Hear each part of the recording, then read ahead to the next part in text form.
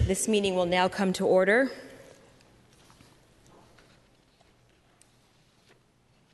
This is the regular meeting of the Land Use and Transportation Committee. I'm Supervisor Malia Cohen, chair of this committee, and to my right is Supervisor Scott Weiner, the vice chair, and to my left is Supervisor Jane Kim. Our clerk is Mr. Victor Young, and I'd like to thank Victor, Leo, and Herb from SFGov TV for broadcasting this meeting. Mr. Clerk, do you have any announcements? Yes, please silence all electronic devices. Completed speaker cards and copies of any documents to be included as part of the file should be submitted to the clerk. Items acted upon today will appear on the October 6, 2015 Board of Supervisors agenda unless otherwise stated. All right, thank you so much. Could you please call item number 1? Item number 1 is a resolution approving a freeway operations and maintenance agreement with the State of California appropriating maintenance responsibility for Highway 101 Van Ness Avenue and authorizing the Director of Public Works to execute said agreement on behalf of the city. Thank you very much. Okay, ladies and gentlemen, so this item number 1, is sponsored by the SFMTA, and I believe that we have both MTA and DPW staff here with us today. Ms. Deanna Calleros from DPW and Mr. Paul Gabancho from MTA. Let's see, I'm not sure who's going to be speaking first. MTA? Please come on up. Thank you for joining us today.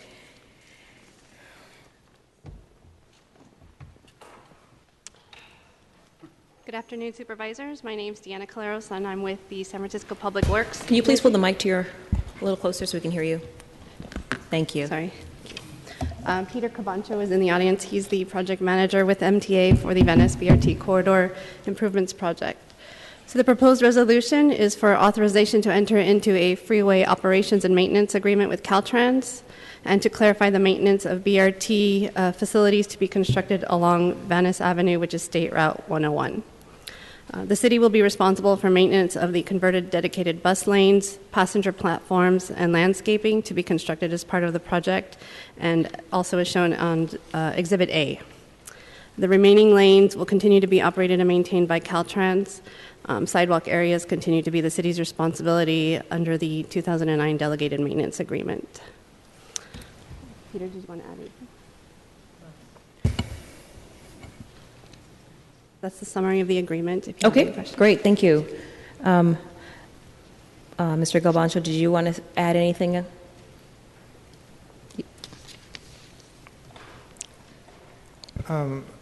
I think Deanna's summarized the agreement fairly well, just that this is part of our process of getting Caltrans' full buy-off on the project is to show that we've clearly defined how we're going to maintain the roadway in the future, and that they are giving up 2 lanes of traffic for dedicated transit right-of-way.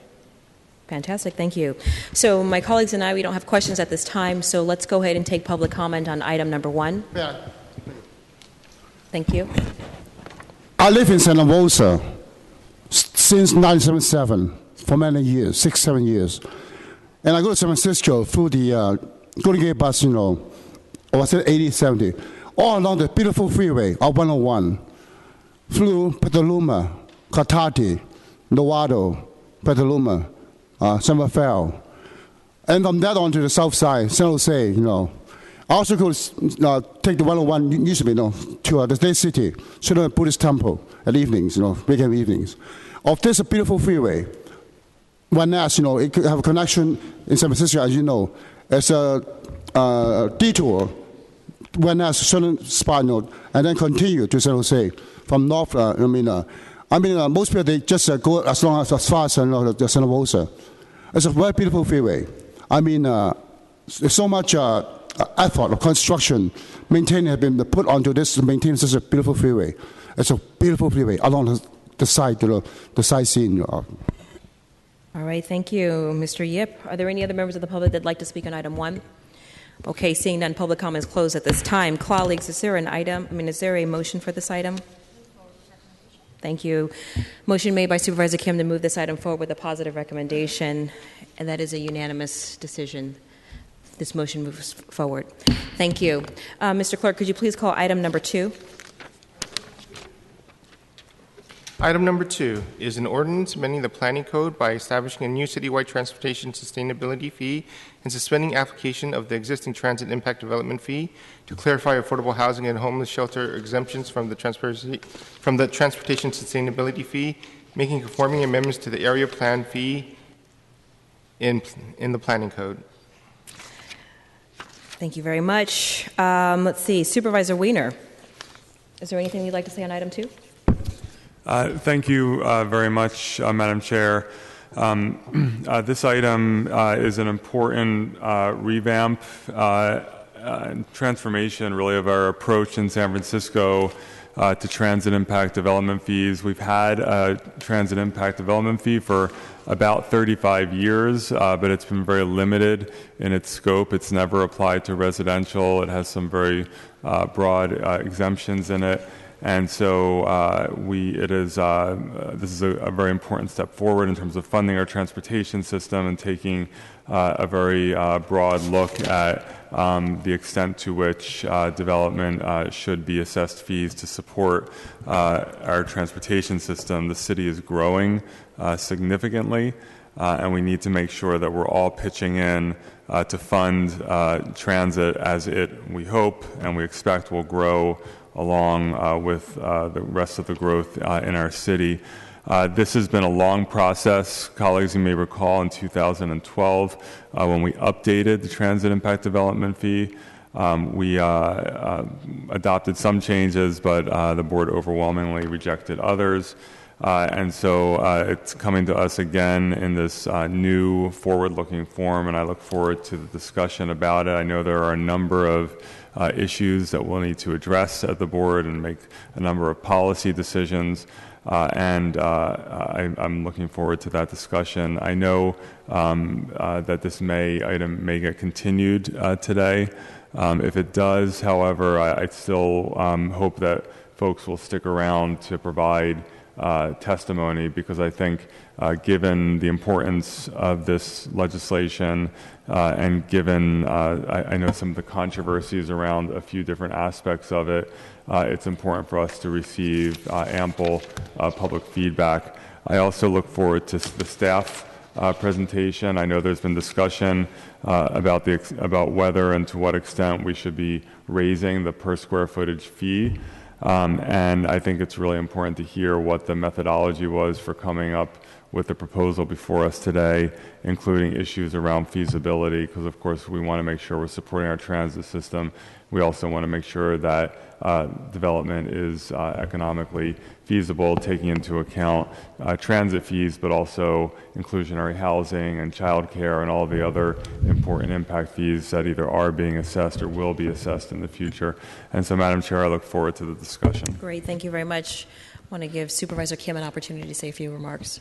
Thank you. And I also want to acknowledge both the Planning Department and SFMTA's work on bringing this forward. This is something that has been in discussion for many, many years, and I really look forward to finally passing an updated transportation sustainability fee. I think we know that the current fees are far below what the city should be gathering from our private projects in order to help and only partially help mitigate the transportation impact that development and growth is having on our city.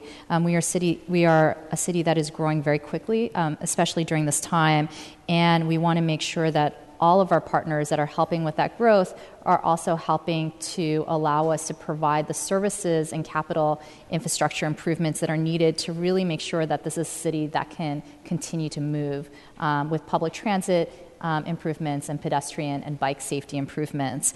I know that there's been a lot of discussion around the proposed rates. I'm very interested in examining over this land use committee and next week what it would be like, what it would be to consider raising some of the fees.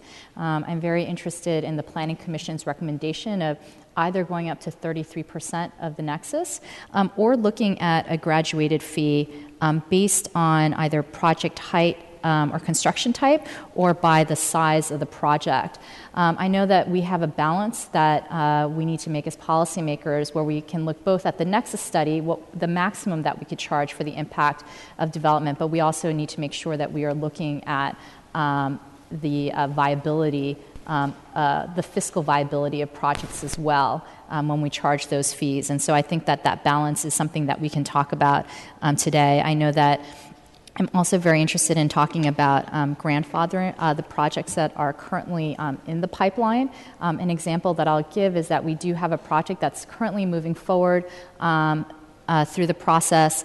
They're asking for a variance. Our office recently worked with 525 Harrison, and they've committed to giving 50% of the TSF fees as will be passed by this board. And so these are ways that we are asking our developers to commit regardless of how the final outcome of this legislation turns out. That being said, it would be great that we could consistently ask our developers that are in the pipeline to help contribute because this is when the growth is happening, and we would like them to support it. And B, I believe many of the developers are on notice because this has been a discussion that we have been having for many years. I also look forward to having the conversation on both hospitals and private universities. I have some feelings and thoughts about and position on that, but I think I can wait until the end of the discussion.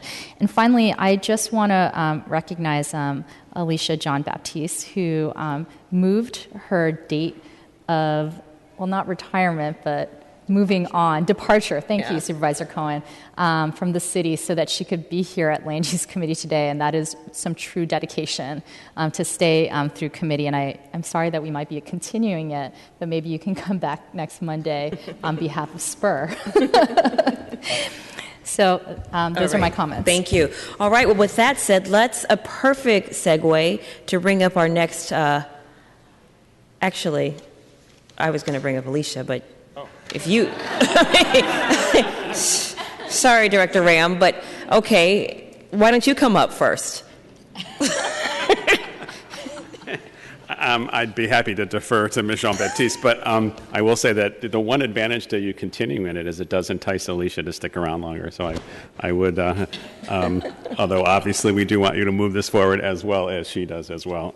So thank you for having this hearing today. I'm John Ram, Director of the Planning Department. This, as Supervisor Wiener and Kim said, this is a very, very important effort that's been around for a very long time. And I want to just remind all of us that this has been a lot of work by 4 different agencies, the Planning Department, the MTA, the SFCTA, and the Mayor's Office.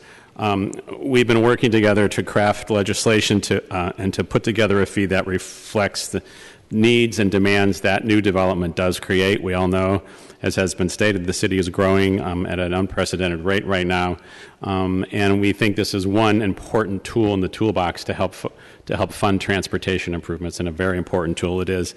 It addresses a critical need that new development is helping to pay for adequate and safe transportation that demand for which is being created by that new development, and it cuts across all transportation types.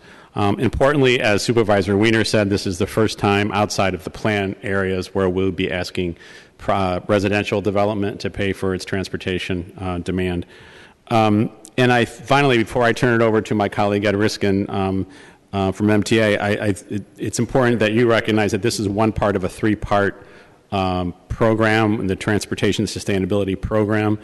This being the first phase. The second phase that you will hear about in a few months is what we call the Travel Demand Management Program, where we'll be working with property owners and developers to reduce their travel demand for auto use. And there's a whole series of programs that have been tried successfully in other cities that we want to employ here. And the third leg of that stool is the CEQA reform, which is still pending at the state, but legislation has been passed at the state to allow it, but the regulations implementing that legislation are still forthcoming. So those are 3 important parts of a program that will help us get a much better handle on how we do transportation planning and funding in the city. With that, I will turn it over to Ed Riskin, and then I believe Alicia will come up at that point. Thank you. All right. Thank you, Director Ram. Good afternoon, Chair Cohen, members of the committee. Just to add, I think you all actually framed it really well when you kicked us off. And adding to John's remarks, we've been working hard with the mayor's leadership, with support of the Board of Supervisors, to get our arms around transportation needs, both for today and for the future. In terms of the current system, and making investments to strengthen and enhance the current system. The Mayor's Transportation Task Force identified a funding gap of about $6 billion with recommendations of $3 billion in new local revenues to start to close that gap, the first piece of which was Prop A, which was passed by the voters last November, with strategies to continue closing the rest of the gap, leveraging ever-dwindling state and federal funds to try to close that gap. But the growth that's coming, that you all and John referred to, is what we really need from this fee. We need development to pay for more of its share of the impacts that it places on the transportation system so that we can continue to support the development of the city, but particularly so that we can support continued diversity of our economy, which really relies on public transit and other more affordable ways of getting around, which this fee and this increased fee revenues would enable us to continue to grow and expand the Muni fleet, provide more Muni service, make more of our streets walkable or bikeable so that people can get around in safe and affordable ways. The legislation that's before you proposes a pretty significant increase in the fee. It's about a 60% increase over what we have today. That's by both increasing the levels of the fees as well as expanding the number of uses to which the fees apply. I know, as has been referenced, there are different ideas about different aspects. Is it too much? Is it too little? Does it grandfather too much or too little? Are there the right uses in the mix? And what's before you is the result of many years of staff work, but I think they're very legitimate policy questions that we look forward to working with the board and the mayor's office on to get to resolution. This is a significant step, and we therefore understand the desire of the board to take the time and do its due diligence to make sure that we get the right package together. We do, in any case, though, urge ultimate and speedy resolution so that we can get the fee adopted so that all the development that's coming, we can start to capture, essentially. So our staff, as John said, it's not just planning and MTA, it's also the Transportation Authority and the Mayor's Office will be available over the course of the next few weeks to work with you to get to the right answer and get this adopted. So we thank you very much for taking the time to consider this. And before we bring up Alicia on her last day, I want to ask Anna Lafort, Deputy Director of the County Transportation Authority, to come up and say a few words.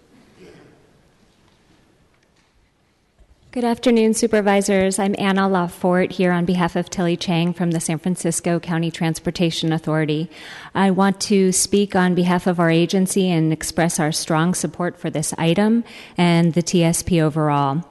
As the County Congestion Management Agency, the Transportation Authority is keenly interested in a holistic approach to managing the city's congestion, and one having a policy that is anchored in sound land use and transportation plans that encompass investment and supportive policies and programs. Our aim from the beginning has been to better align the city's development review methods and policies with overall city policy, particularly in support of our Transit First policy. While it sounds simple to coordinate land use and transportation decisions, it is not easy to do so. We know that San Francisco has added and will continue to add tens of thousands of jobs and housing over the next decades, and we need to be able to fund transportation infrastructure to help meet the new demand placed on the system by that growth. Our city's transit impact development fee was and is innovative funding mechanism to pay for transit. With non-residential developers contributing to our Muni system for many years, we now think it makes sense to have market-rate residential developers also pay their fair share. This transportation sustainability fee also brings in regional operators and Caltrain, where regional operators such as BART and Caltrain, where their ridership is also burgeoning. Our countywide transportation plan, the San Francisco Transportation Plan, as well as the Mayor's Transportation Task Force, identified the need for billions of dollars of investment in maintenance, management, and expansion of our transportation system. The TSF is just one piece of a much larger funding need, but it's critical. It builds on Props A and B passed by the voters last year and complements our plans for seeking voter approval of additional local revenues next year. And with declining federal and state funding, we need all of these sources to help us continue to plan and invest in our transportation needs. Thank you again for your leadership, and I'd like to again reiterate our support for this item. Thank you. Thank you. And without further ado, ladies and gentlemen, this is the woman of the hour. Good afternoon, supervisors. Alicia John Baptiste with the San Francisco Municipal Transportation Agency. We do have a brief presentation for you today about the fee. I was going to provide a little bit of context for this proposal, but I think that our directors have provided quite a bit of the background and context, so I may go through this quite quickly. But obviously, as you're all well aware, the San Francisco is experiencing really tremendous growth. We're expecting about 100,000 new households, 190,000 new jobs in San Francisco by 2040, and significantly much of that growth has already arrived in the city. With that in mind, over the past few years, our three agencies, the TA, the MTA, and the Planning Department, have really worked hard and collectively to put together a comprehensive rethink of our strategies towards managing new development's impacts on the transportation system and derive the Transportation Sustainability Program from that work. The program does have three components. As John referenced, there's a piece of it which would change how we analyze transportation or impacts to our transportation system from new development under the California Environmental Quality Act. A piece of it that would encourage new development to minimize its footprint on the transportation system in the way that it's designed and built.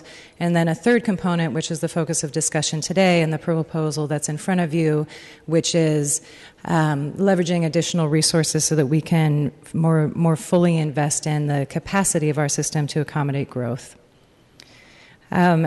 As Ed referenced, we have been working collectively as a city over the past few years to generate additional revenue sources for the transportation system.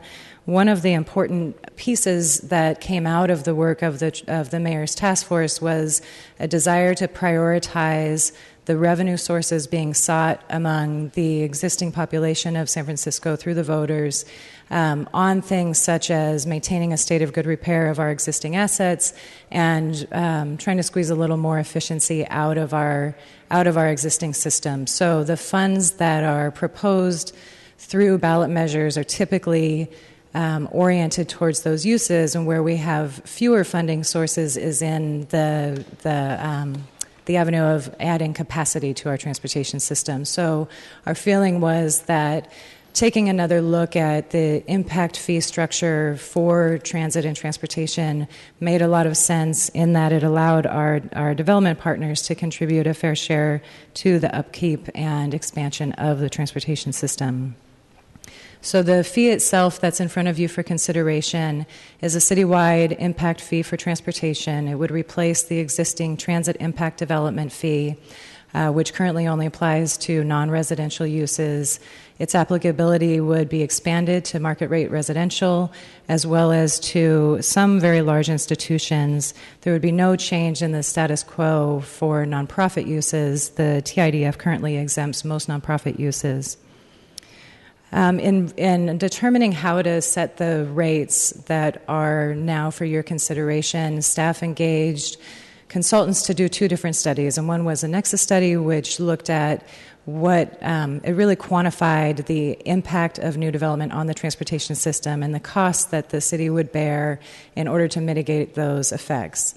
We also looked at a feasibility analysis which showed how much fees could be charged, at what rate they could be charged without pushing development to a point of essentially not having sufficient revenue in order to move forward. So we attempted to strike a careful balance between what we could legally charge and trying to maximize the amount of investment we could gain from this source, with also putting forward a proposal that the development community could actually accommodate and without impacting in a significant way the amount of development that's happening. So with those two factors in mind, the proposal is a new residential fee of $774 per gross square foot, non-residential fee of $1804, and a fee on production, distribution, and repair of $761.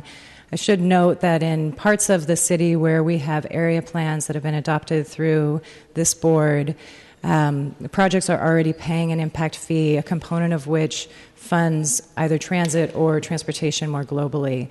As is proposed today, the ordinance would exempt projects in those area plans from the transportation component of the area plan fees. So they would pay the entire transportation sustainability fee, but would be receiving a credit for the transportation portion of the impact fees in the plan areas. In terms of applicability, as mentioned, this would apply to non-residential. It would apply on the... We have a question. Sure. Thank you for all your work over the years on this. Just in terms of a couple of things you just touched on. First, with the fee structure and the feasibility analysis, can you just describe in a little more detail how the departments went about determining what's feasible and what's not feasible? Because I feel like right now the debate is a little bit in a vacuum, with people saying, no, it should be higher, or no, it's going to kill development if it goes higher. And I think it's important. I'd like to understand more. I think it's important for the public to understand what the feasibility assessment is, both in terms of this fee and all the other fees that development pays. And the second question is with the area plan exemption. So it's if you're in, say, the Market Octavia plan area or Eastern neighborhood, so you're already paying a transportation fee, you would now pay the TSP, and then you would have your area plan transit fee reduced. And how that determination was made in terms of what would credit against what, because, for example, these area plan impact fees often will be focused on improvements in that area. So we've used Market Octavia transit fees to do pedestrian and street safety work in Upper Market, whereas the TSP, of course, is more of a generalized citywide system improvement fee. So those are my two really easy questions, I know.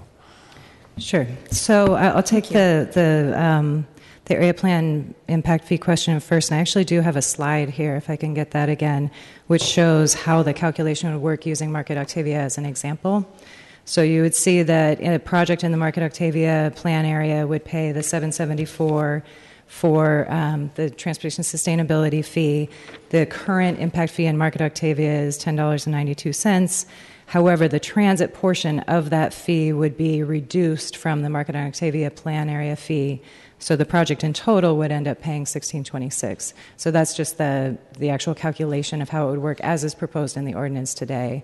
The consideration around in which way the fee would fold down had a lot to do with our understanding of the transportation system, two parts. One being our understanding of the transportation system as really a global system. It is extremely difficult, if not impossible, for us to make certain types of transportation investments and limit them to a particular geographic area. So the classic example is you buy a new Muni bus, it's going to go from one end of the city to the other as it travels its route.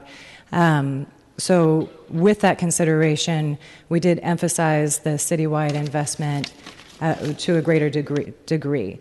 The other component of it is that oftentimes, particularly the transit component of the investments that have been called for in the plan areas are significantly costly, and the funds that are being generated from the impact fees in the plan areas are insufficient on their own to actually cover those costs. So the reality is that we're having to pull sources from lots of different places to make these investments. Also, we're prioritizing investments where the need is greatest. So we felt that the need for investment where growth is happening would be safeguarded because of that. I also want to just clarify that In the plan areas, there's typically a transit component of the fee as well as a street or streetscape component of the fee. That street component of the fee would stay in the plan area. So a lot of the investments that people in the neighborhoods have really appreciated because they see it and feel it tangibly as they're walking around their neighborhood would remain under the auspices of those programs. Yeah. And I don't have a strong view one way or the other on this, but it's a challenging issue and I've typically been a supporter of trying to take transit fees and invest them in the overall system improvements, which obviously on any Muni line, you can't segment it out. It either works from one end of the city to the other or it doesn't. But I also know that, especially in areas of the city that are absorbing more development, and I'm sure Supervisor Kim is well aware of this issue, we want to make sure not just that residents are seeing the benefits, but that we're actually doing the physical changes, understand that more people are going to be walking and biking, there's just going to be more congestion. So I appreciate that explanation. Sure. And then on the feasibility study, again, I have a slide for illustrative purposes. We selected 10 prototypes, and we tried to use real projects or real soft sites to test. And what the feasibility study looked at was essentially the pro formas of these types of projects. We tried to take a large, wide mix of small versus large versus mid-size and different parts of the city, residential and non-residential, so we could get a pretty good grasp on how the fee might impact feasibility for different types of projects. What it studied then was the existing burden of impact fees and the existing construction costs and all the other components that go into building a pro forma, and tested a proposed transportation sustainability fee at different dollar amounts. So the starting point was the rates that were set in the ordinance that had been introduced in 2012, and then we tested at 125% of that rate, 150% of that rate, and 250% of that rate. So what the feasibility study does not include is an analysis of feasibility, assuming any impact fees that have not yet been adopted by the Board of Supervisors. So to the degree that there are other impact fees the board is considering, those are not embedded in this feasibility study. And so, for example, we know that Supervisor Yee has introduced an ordinance to extend the child care impact fee to residential. I know it's a lower fee than this. But would it be important to understand how that plays into this as well? I would suggest that you could look at the total feasibility that was determined through this study, and then it would be the board's call to determine how you want to allocate the amount of room that there is in the feasibility to transportation versus childcare versus any of the other priorities that the board has with respect to those fees. So what we have is the kind of the cap that came out of this analysis. I believe that Supervisor Yee's proposal was maybe about $1.50 or so in fees. So if you added that $1.50 in, then the cap gets a little lower for the transportation component. Okay. And what you went with was about 125%. That's right. And the reason for that was that it was the rate at which we were essentially maximizing revenue given the very critical need to invest in the transportation system without pushing any particular project over the line into infeasibility. There is a wide range of feasibility just based on the different characteristics of any given development project.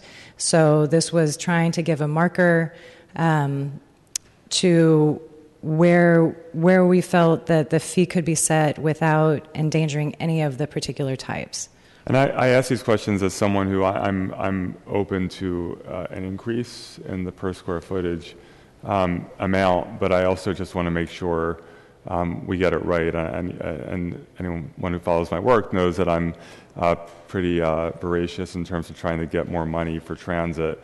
But I want to make sure that we're not doing it in a way that will make projects infeasible, because then you end up having less money for transit and for affordable housing and everything else. And I know, and so you said at 125, I know there's been a suggestion of perhaps taking the increasing the fees by about a third, I think is my understanding of what some folks have suggested, and that would bring it up to, instead of 125%, it would be more like in the 180s, I think, or actually, no, I'm sorry, in the 160s. And so when you say infeasible, what does that mean? So we get to a certain amount, and it's therefore for this area of the city, it becomes infeasible. What does that mean in real life? So what the feasibility analysis was assessing for was ultimately a reduction in residual land value of 10% or greater. So that's been typically the marking point that city has used in setting its fees in the past and looking at feasibility was a 10% reduction in the residual land value of applying a fee. And once you get above the 125%, you have a couple of different types of projects that start to hit into that 10% reduction or greater. They vary somewhat significantly because the other factors at play include the cost of construction to build that particular type of project and the other fee burden that those projects might be carrying. So, for example, projects in the Transit Center District Plan, which have a very significant fee burden already placed upon them, have a little less feasibility than a project outside of a plan area on, for example, Geary. Right, but so let's say that happens, that it goes down by 10% or 20%, the land value based on X fee being placed on the project. How does that translate? And like, what happens? Does if something is then classified as infeasible, does that mean the project under MTA's projections just doesn't happen, or that has to be a different kind of project? It shifts from residential to something else. What exactly do you mean by infeasible? So I'm sure that there are people more qualified than I am to speak to this, but my understanding is that once you get past that 10%, that the assumption at that point, and it would depend very much on the project. It would depend on how far the project was along in its approval process or its design and what the specific financing was of that particular project. But my understanding is that typically once you get past that 10% point, you're basically putting a pause on development, that eventually over time land values will even out to reflect that there is a different cost burden, but that there would be a period of time while the market made that adjustment. I don't know how long that would be, but my understanding is that it's not an insignificant amount of time for that to be kind of integrated into the market condition. Is there anything else we should say?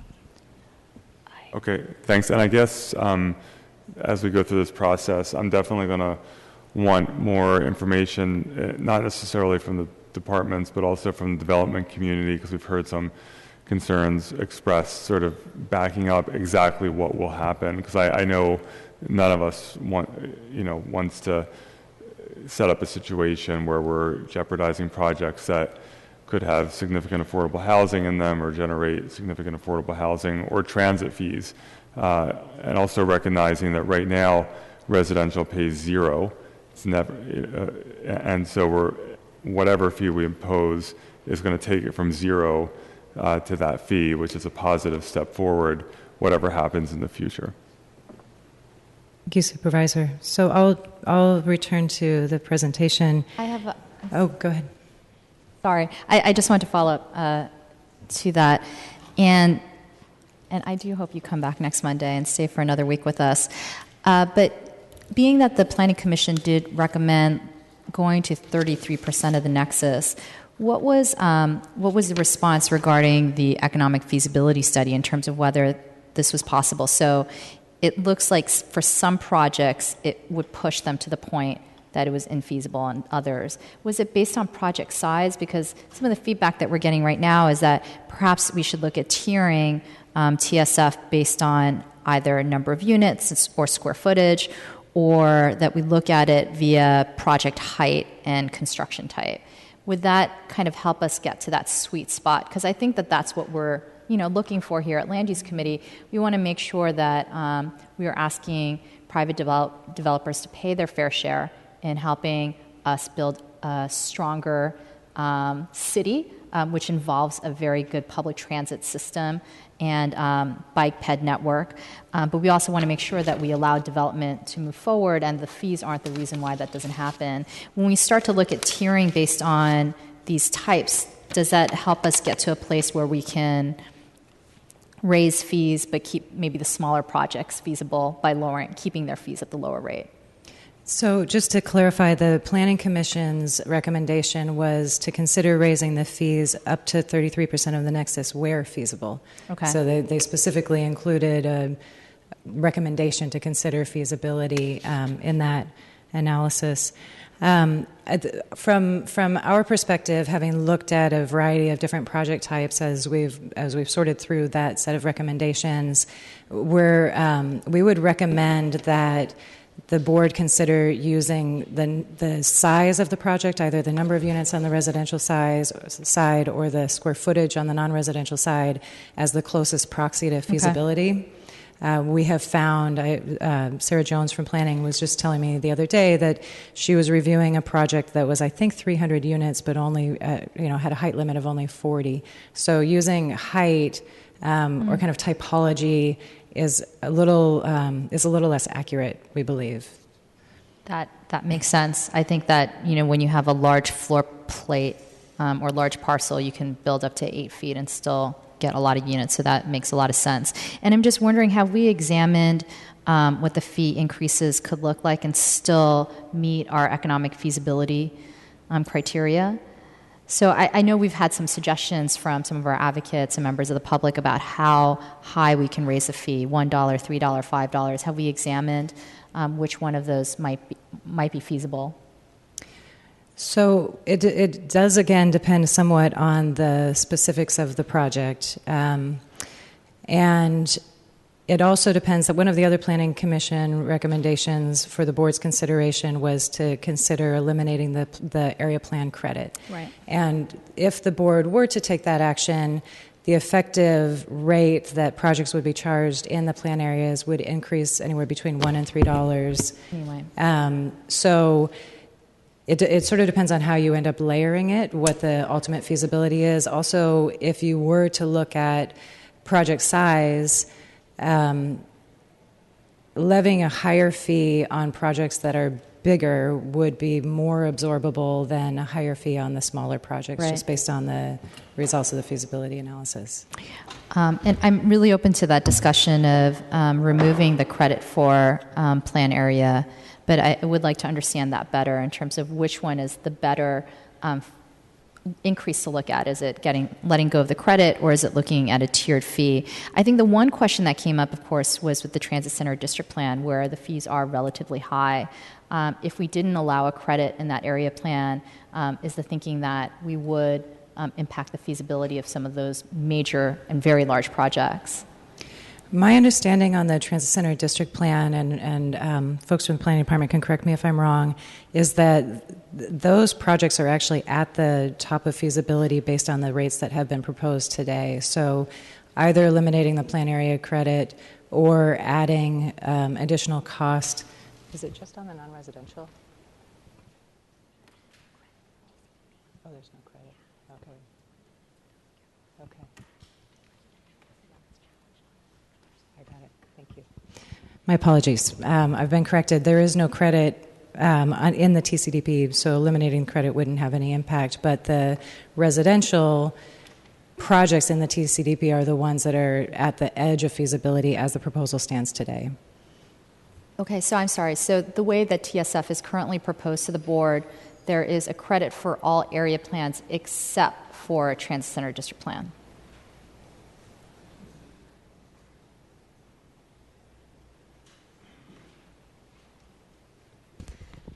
Good afternoon, supervisors. So I just wanted to kind of clarify the area plan credit. So as Alicia mentioned before, the credit is applied to the transit portion of the area plan fee. And so Rincon Hill and Visitation Valley area plans actually don't have a transit component currently, so those also do not receive a credit. And then with TCDP, the TSF would actually be an additional fee on top of the area plan fee there, as the plan fee is designated to address the impacts that are really associated with such a high degree of development. The fact that we have the transit center, DTX, and these very large-scale projects coming into the area. So the credit is currently only in place for every other area plan. So that would be, for example, Eastern Neighborhoods, Market Octavia, Correct. Western Soma plan. But the three exceptions are Viz Valley and Rincon Hill, where there aren't currently any transit impact fees. Mm-hmm. And in the Transit Center District plan, there is no credit. Correct. Okay, thank you for that clarification. Mm-hmm. That's it for my questions for now. Okay. Thank you, Supervisor. You may continue. Okay, thank you. I was talking about applicability. So the applicability of the fee is proposed to be on non-residential uses as it is today, as well as market rate residential of 21 units or higher. In addition, the fee is proposed to apply to private nonprofit universities that are significantly sized such that they require an institutional master plan per the planning code requirements. So that means that an institution that is either 50,000 square feet or greater outside of downtown or 100,000 square feet or greater in the downtown. Can I, sorry to keep interrupting you, but these are all important issues.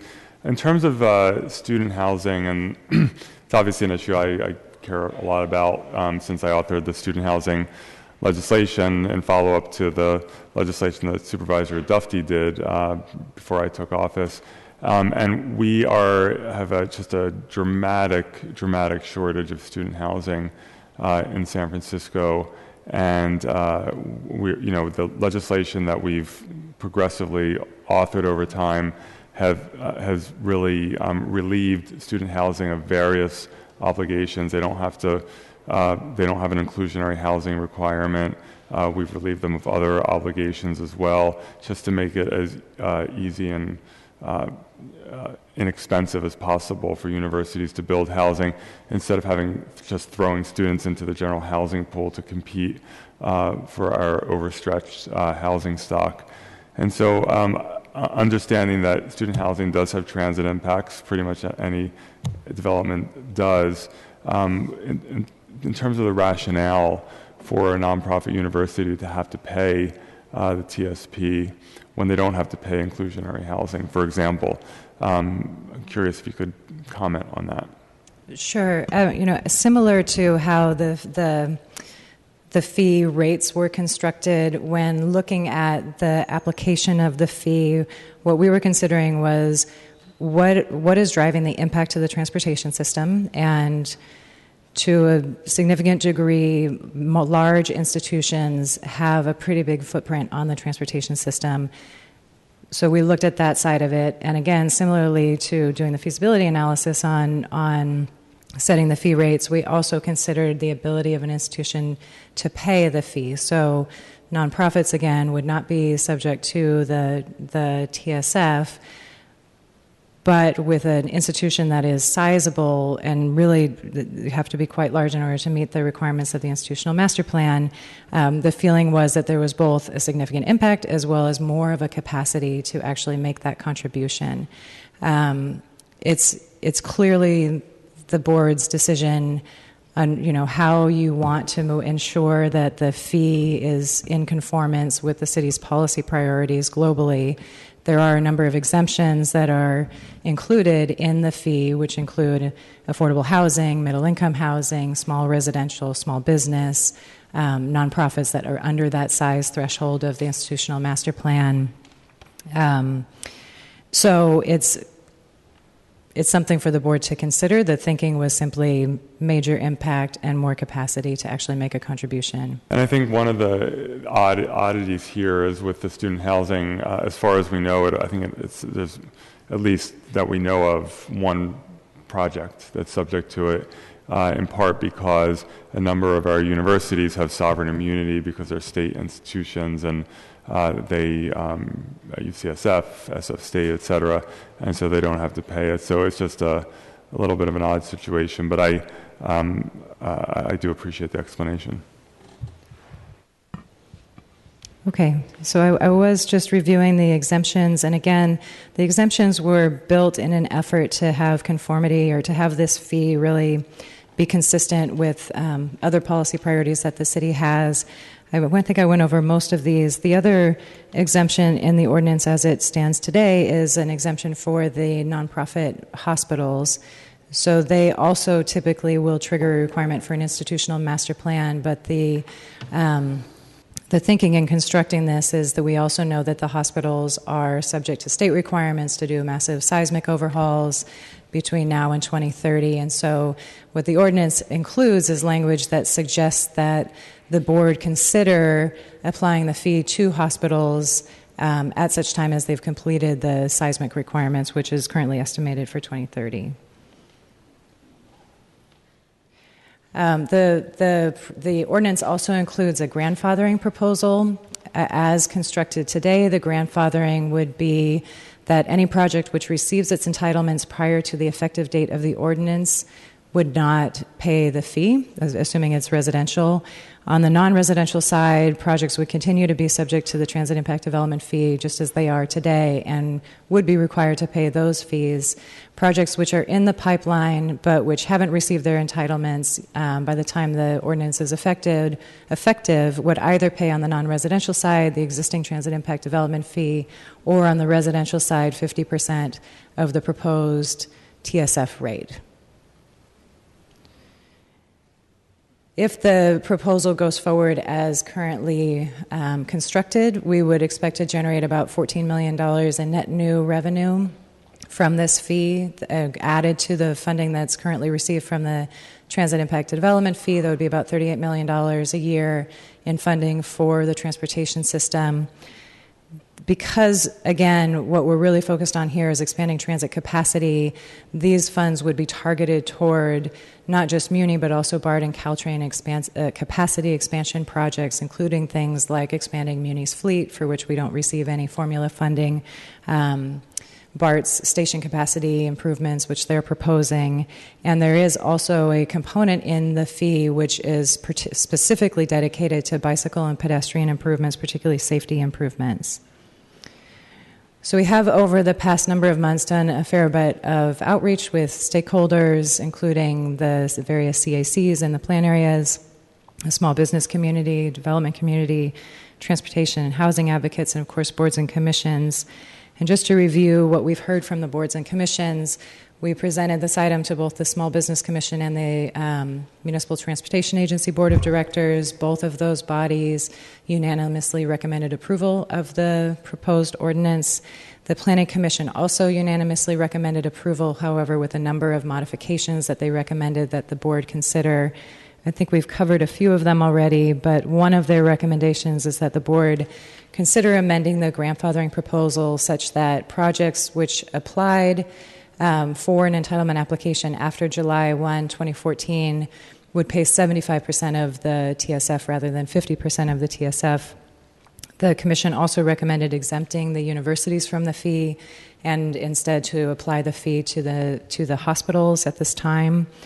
They recommended, again, considering a fee increase, and that was the up to 33% of the nexus, but with taking into consideration the feasibility constraints and or removing the area plan credit. And then finally, there's a provision in the ordinance which requires that staff or the city produce an updated feasibility analysis every 5 years, consistent with our requirement to do an updated nexus study every 5 years. The Planning Commission recommended that be moved up to every 3 years. They also recommended that they also be on the list of bodies that could request that it be done sooner than that, as is the case for the mayor and the Board of Supervisors today in the ordinance. That closes my presentation, but we are available for additional questions. Thank you very much. Supervisor Kim has a few questions. Thank you. This last question is on the hospital exemption. There's a couple of things that I have to say about the nonprofit status overall, I think, of our varied hospitals, which doesn't always seem to be a very accurate kind of bucket, because I think there's a very large difference from, Chinese Hospital, which my understanding does, close to 70-80% charity care. versus a large development like CPMC, which does a much lower percentage of charity care. So I'm kind of interested in that differentiation. But second, I was wondering, but I completely understand the incredible costs that our hospitals have to bear with the seismic upgrade, and we certainly see it on the city's end with the seismic upgrade work that we are doing as well. And so I understand that rationale for exempting nonprofit hospitals while the upgrade is required. That being said, was there any examination on medical office buildings versus hospitals? Because much of the reasoning that I got in the letters was around the major cost to upgrading our hospitals. I'm not certain if medical office buildings have the same type of cost. And so did we differentiate between those two types of facilities? So in looking at this particular exemption, we did not differentiate between hospitals versus medical office buildings because the exemption actually applies to the entity as a nonprofit. So anything that they build would therefore be exempt from the fee. We did at one point consider trying to differentiate between medical or hospitals which provided a majority of their care to underserved populations versus those that had a different mix of service provision. And we did take a look at that. We did some work with Public Health, the Department of Public Health on that. We ultimately moved away from it largely because of the feeling that this was not the right time to be applying the fee to the hospitals. And on private universities, do you know what the projected TSF revenue annually would be if we did not exempt private universities with an IMP? It's approximately $400,000 per year. Okay, great. Thank you. Supervisor Wiener. So in terms of the hospital exemption, I think we all still have some battle scars from 3 years ago around this particular fight. One of the interesting aspects of this issue of whether nonprofit hospitals should be exempt or not exempt from transit impact fees is that for any large hospital project, there's almost certainly going to be a development agreement so that whether or not TSP applies, transit fees can be part of that development agreement. And so, for example, when CPMC went through its approval process, it needed a development agreement for Cathedral Hill, St. Luke's, et cetera. And even though it was exempt from TIDF, CPMC paid, I think, $4 or $5 million in transit impact fees to be dedicated to Van Ness and Geary Bus Rapid Transit. And so do you have a sense in terms of and I know it's a little speculative because we're talking over a period of decades, but the hospital projects either in the pipeline or projects that have been at least contemplated, what portion of them would require development agreements? I suspect it's on the high end because unless it's a small project, it's probably going to need some sort of rezoning. And if you don't have the answer to it, that's fine, but it's an issue that I think is there. I appreciate the point. I don't have an estimate of the breakdown of seismic work or hospital rebuild versus other types of projects like medical office buildings. I suspect planning staff doesn't have that available. Well, no, I'm talking about the breakdown between whether it requires a development agreement or doesn't require a development agreement, because when a development agreement is required, there's often going to be transit impact fees whether or not the ordinance requires it. Thank you for clarifying. My understanding is that there are maybe one or two more projects that would specifically be meeting the seismic requirement and therefore be of such a scale as that they might engender a development agreement.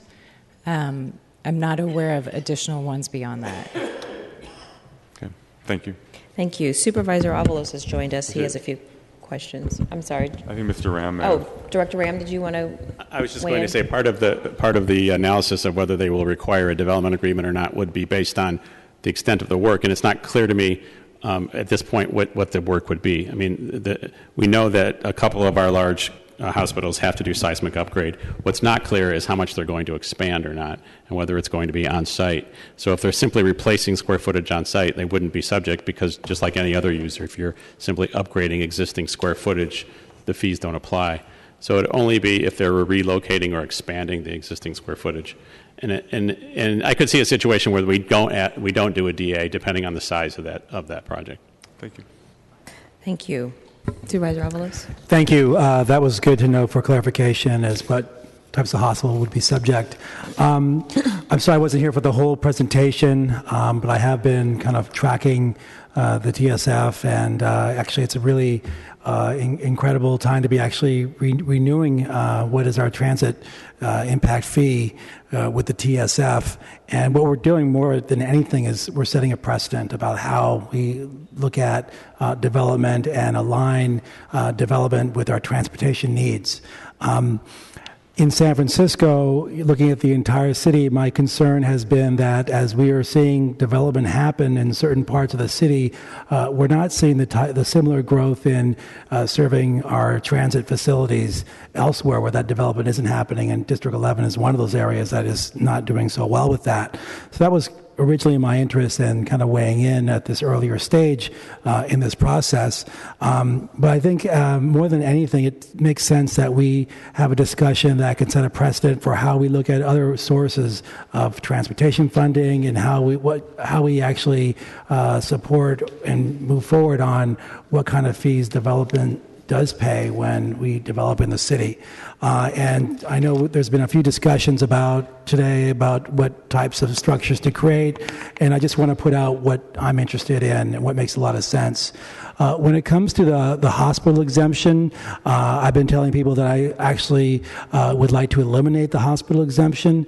I think that there's things in place, like John Ram had just said, where we're actually just replacing or renovating an existing site, not expanding, where we're not going to see any fee applied. But to me, the distinction between that gray area, what a nonprofit hospital is one that I think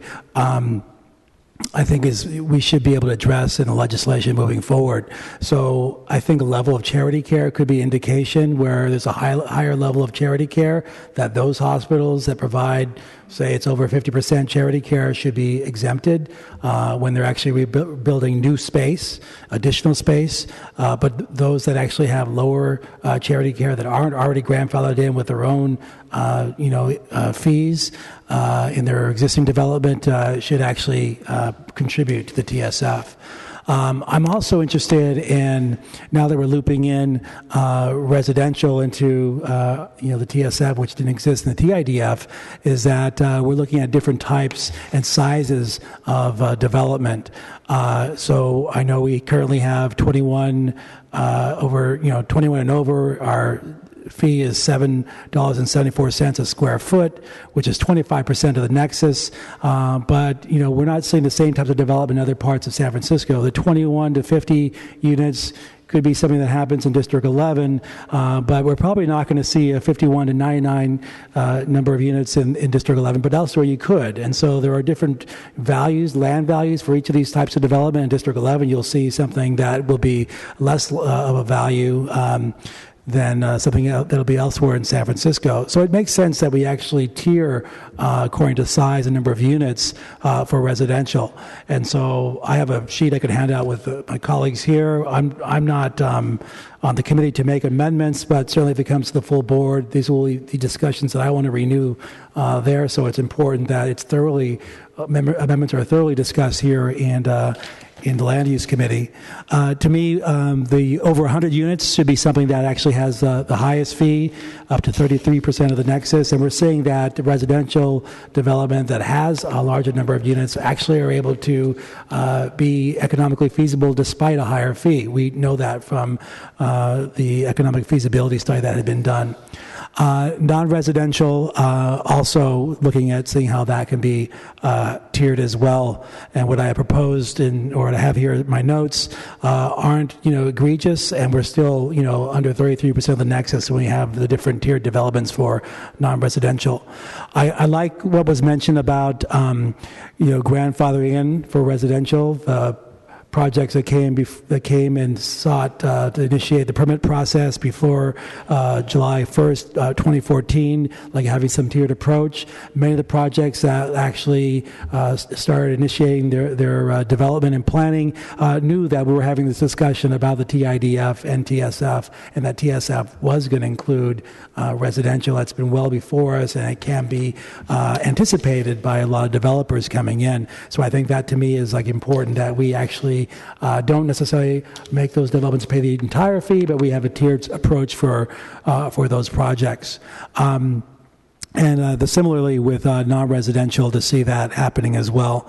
And then lastly, I know we're looking at some studying for how we want to look at the future, and I do think that we still haven't quite figured out the geographic approach. I suggested looking at types of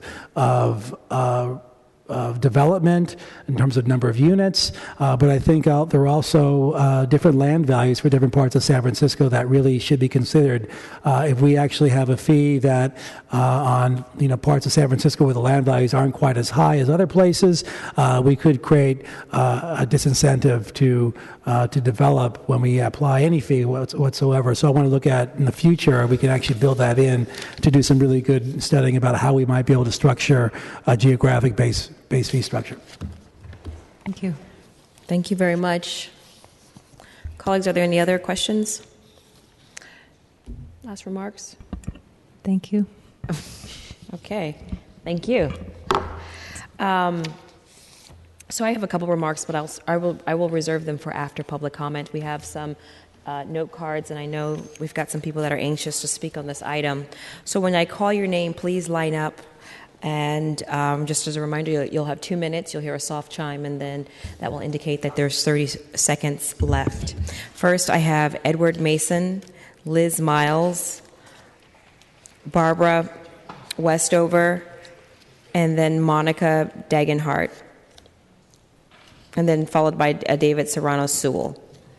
So please. Thank you. Growth funds growth, no exemptions, all development impacts transit, pedestrian, and bicycle safety. Cumulative effect of auxiliary in-law housing or remodeled expansion eventually impact everyone. The Nexus study fees versus the TSF fees show a disparity of about 75% between the Nexus cost and the TSF fees. Neighborhood organizations were excluded stakeholders, but will fund the infrastructure mitigation caused by the growth through future bonds, muni fares, and parking meter increases. Raising the TSF above the proposed amounts may inhibit development for smaller projects on the west and south sides that would not normally be constructed anyway. Future expansions of huge hospitals should not be given a free pass since they are huge traffic generators. Point of impact mitigation must be considered in the fees not used across town completely. TDM options must be regulated. Shuttle or van pool services must be available to the public, such as public-private MVGO and Mountain View and the Presidio shuttle. Until greenhouse gas emission studies are made, new and proliferating auto-based task and delivery industries such as TaskRabbit and Google Express should be eliminated from the mitigation solutions. MTA searches for a training facility and may be priced out of the city. Bus operators train in Alameda, and as a result of growth. The fire department will vacate the Treasure Island training facility because of growth. Growth must fund growth with no discounts and exceptions. And in Noe Valley, we have one 1909 Victorian that was remodeled, and now it is 5 bedrooms, 5-car garage, and sold for $5 million. Under this legislation, that item becomes a free pass. And the point is that we've had over 17 developments in the last 8 years in the immediate region. Thank you. Thank you very much. Next speaker, please. Good afternoon, supervisors. My name is Elizabeth Miles. I am the master plan manager at the University of San Francisco. And I'm here to speak on behalf of the university. There'll be, I think, several comments made today, but I want to just focus on one point that has been made, that was made at the Planning Commission hearing and then again today. The statement was that one of the primary reasons for removing the charitable exemption for colleges and universities are that colleges and universities are growth generators, and that growth, including housing, burdens the transportation system. This assumption actually does not apply to USF for the following reasons. USF is restraining its campus growth and enrollment. The university is committed to an enrollment ceiling in the IMP to less than 1% a year, which is about half its historical rate. The proposed student housing on Lone Mountain is for about 600 beds and is intended to house the current student population. Right now, we house about 35 to 38% of our undergraduate students. This would increase housing that percentage up to about 44%. So this is not housing for new enrollment. This is intended to bring our current students onto campus and, by extension, out of the general market, which aids the housing situation in the city. Students who live on campus do not commute. They will walk to meals and walk to class. Students in USF dorms are not allowed to have cars. So there will be 600 less commuters, either by car or on transit. So the notion that USF's projects, particularly housing as a growth factor, is a false premise. Thank you for this opportunity to speak to you. Thank you. Thank you. Next speaker, please. Good afternoon. My name is Barbara Westover, and I'm a practicing architect and an alum of the University of San Francisco. Regarding the transportation sustainability fee, I would like to ask that the University of San Francisco be included in the exemptions. As a not-for-profit for higher education, it endeavors to provide affordable housing to students who attend USF, and in so doing, it builds community and adds diversity to the city. I'm a graduate of USF, and my husband is as well. He recently retired from practicing law at Cooley Godward here in San Francisco after 44 years.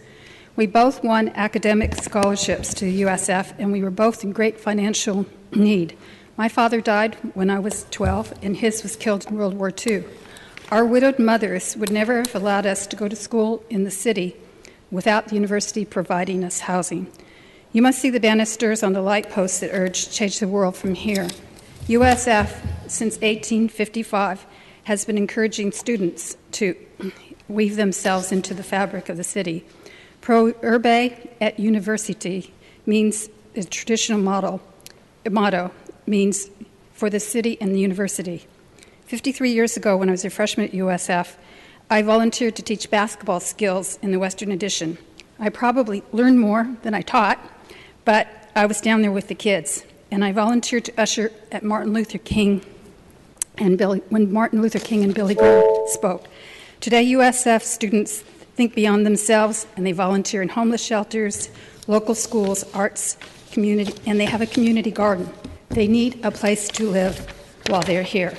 Exempting USF will help to keep the city as wonderful as it is. Thank you. Thank you. Next speaker.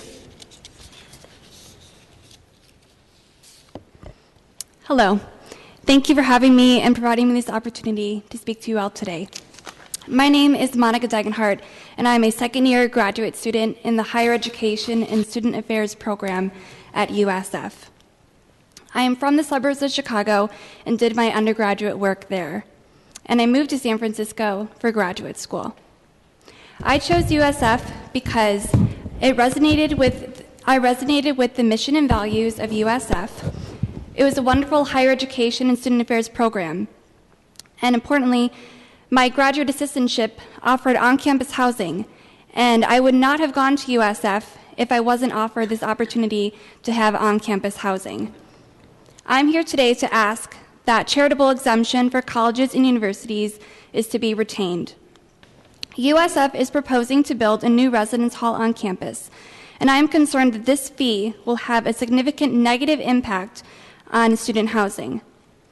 From my experience, housing was incredibly important to me, both as an undergraduate student and now graduate student. As I said, I did my undergraduate work in a suburb of Chicago. I lived on campus all 4 years and was able to meet with professors and peers within 5 minutes of being notified. Thus, I was able to attend office hours and group project meetings anytime, which I believe had a significant positive impact on my education. Currently, as a graduate student living on campus, I'm able to attend a lot of program meetings that happen during off hours. And I've been able to better connect with professionals and staff members through seeing them on campus at programs and talks. And I believe I would not have had this experience if I had to leave immediately after work to commute home. Thus, I believe on-campus housing allowed me to have a rich experience both in undergrad and graduate school, and I'm deeply concerned that this fee will Thank you.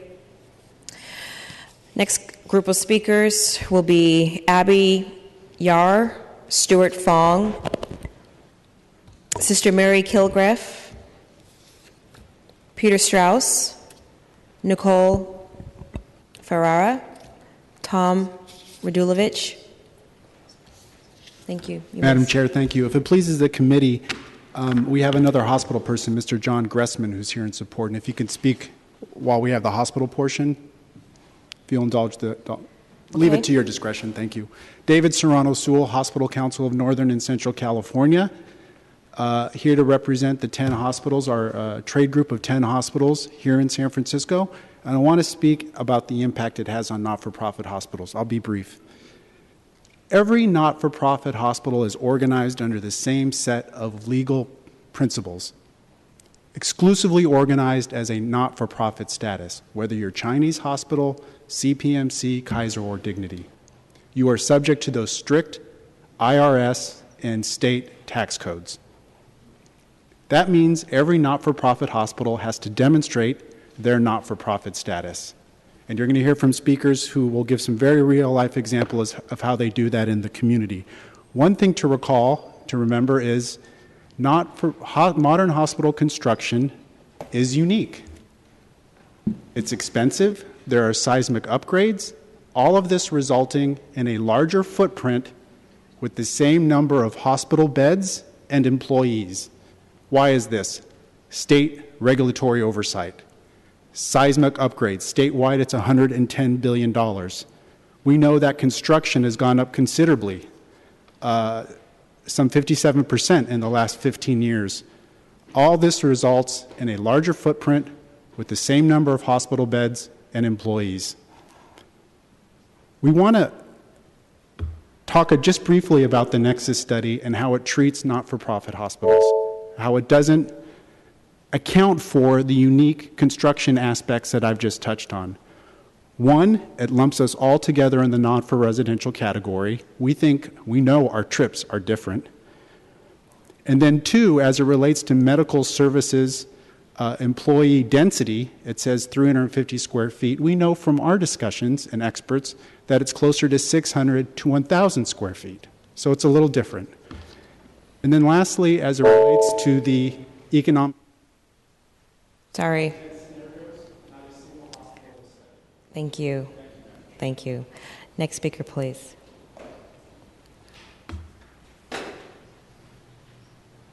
Good afternoon, Chair Cohen and Supervisors Weiner and Kim.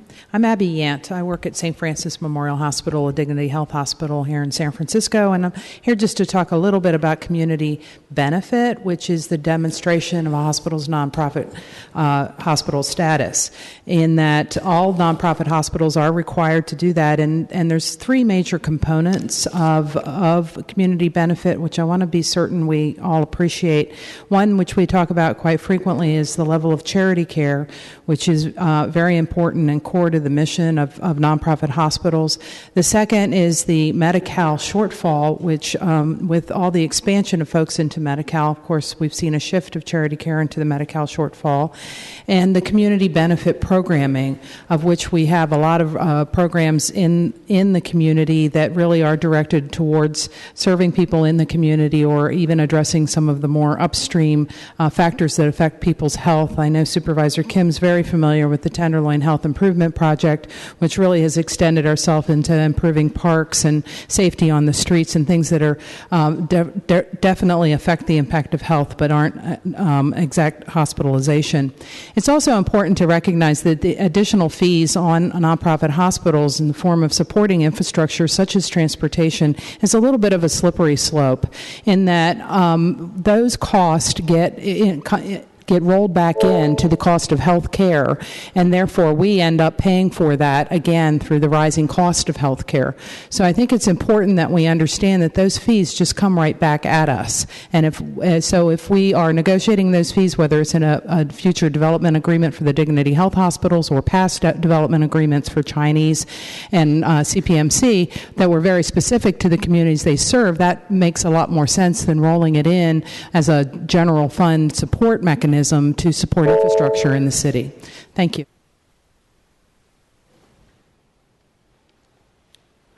Good afternoon, Supervisors. My name is Stuart Fong. I work at Chinese Hospital. I provide a lot of health outreach into the communities.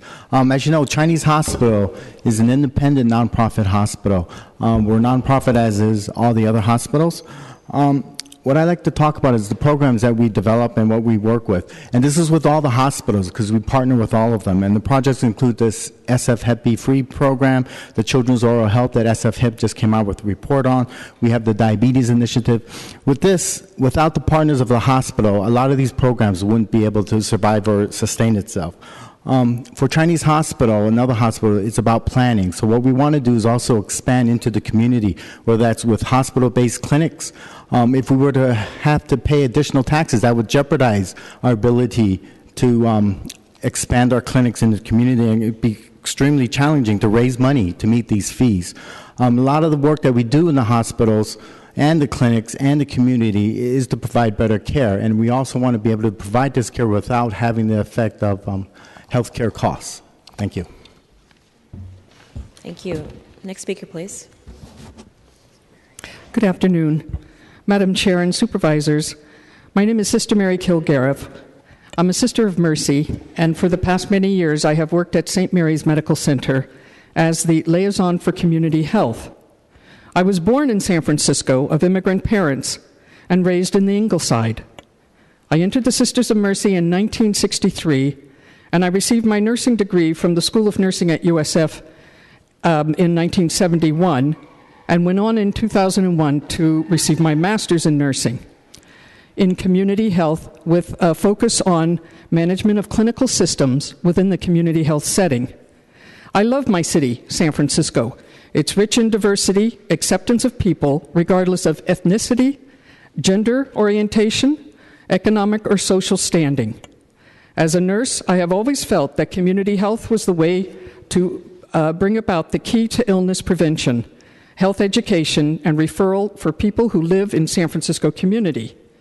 I, along with many other religious in the United States, applaud the passage of the Affordable Health Care Act, and now it's up to the hospitals to implement this. The rich history of all of the not-for-profit hospitals in San Francisco shows that these hospitals take seriously their obligation to care for the needs of the poor in San Francisco. We do not have investors who demand the benefits of profits. Careful management of our limited financial resources is focused on maintaining adequate facilities for continued provision of quality of care for our people. We cannot turn our empty beds into Airbnb services. The mission of St. Mary's has been unchanged for the past 158 years. From day one, the mission has remained the same, but the implementation and the verbiage used certainly has changed to meet the needs of the time. Thank you. Thank you. Next speaker will be Peter Strauss, followed by Nicole Ferrara, followed by Tom Radulovich, Tyler Frisbee, Dee Dee Workman, Tim Colin, and Oz Erickson. Thank you. Good afternoon. I'm Peter Strauss for the San Francisco Transit Riders, and you have a letter from us and 5 other organizations in your file. I guess I'd like to return to some of the basics. We are certainly not anti-development, but we think it's important that the city deserves to receive more than 25% recovery of the costs that the for-profit development sector imposes on the city. And the economic feasibility study suggests that a well-structured proposal can recover 33 or even more than that percent of those costs. The analysis as originally presented, the proposal as originally presented, was conservative in another way. The Nexus study has a very conservative projection of what will take place in the city in the future. Supervisor Weiner has recently called for the development of a subway master plan, and that's something we support. But the type of proposals that would go into that are nowhere in the capital projections of the Nexus study. No North Beach subway, no Geary subway, no BART second tube, no DTX project. Those are lacking.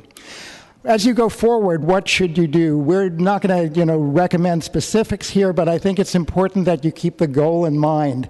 This is a revenue measure, and the economic feasibility study and the analyses we've seen suggest that it is not unreasonable to recover 33%.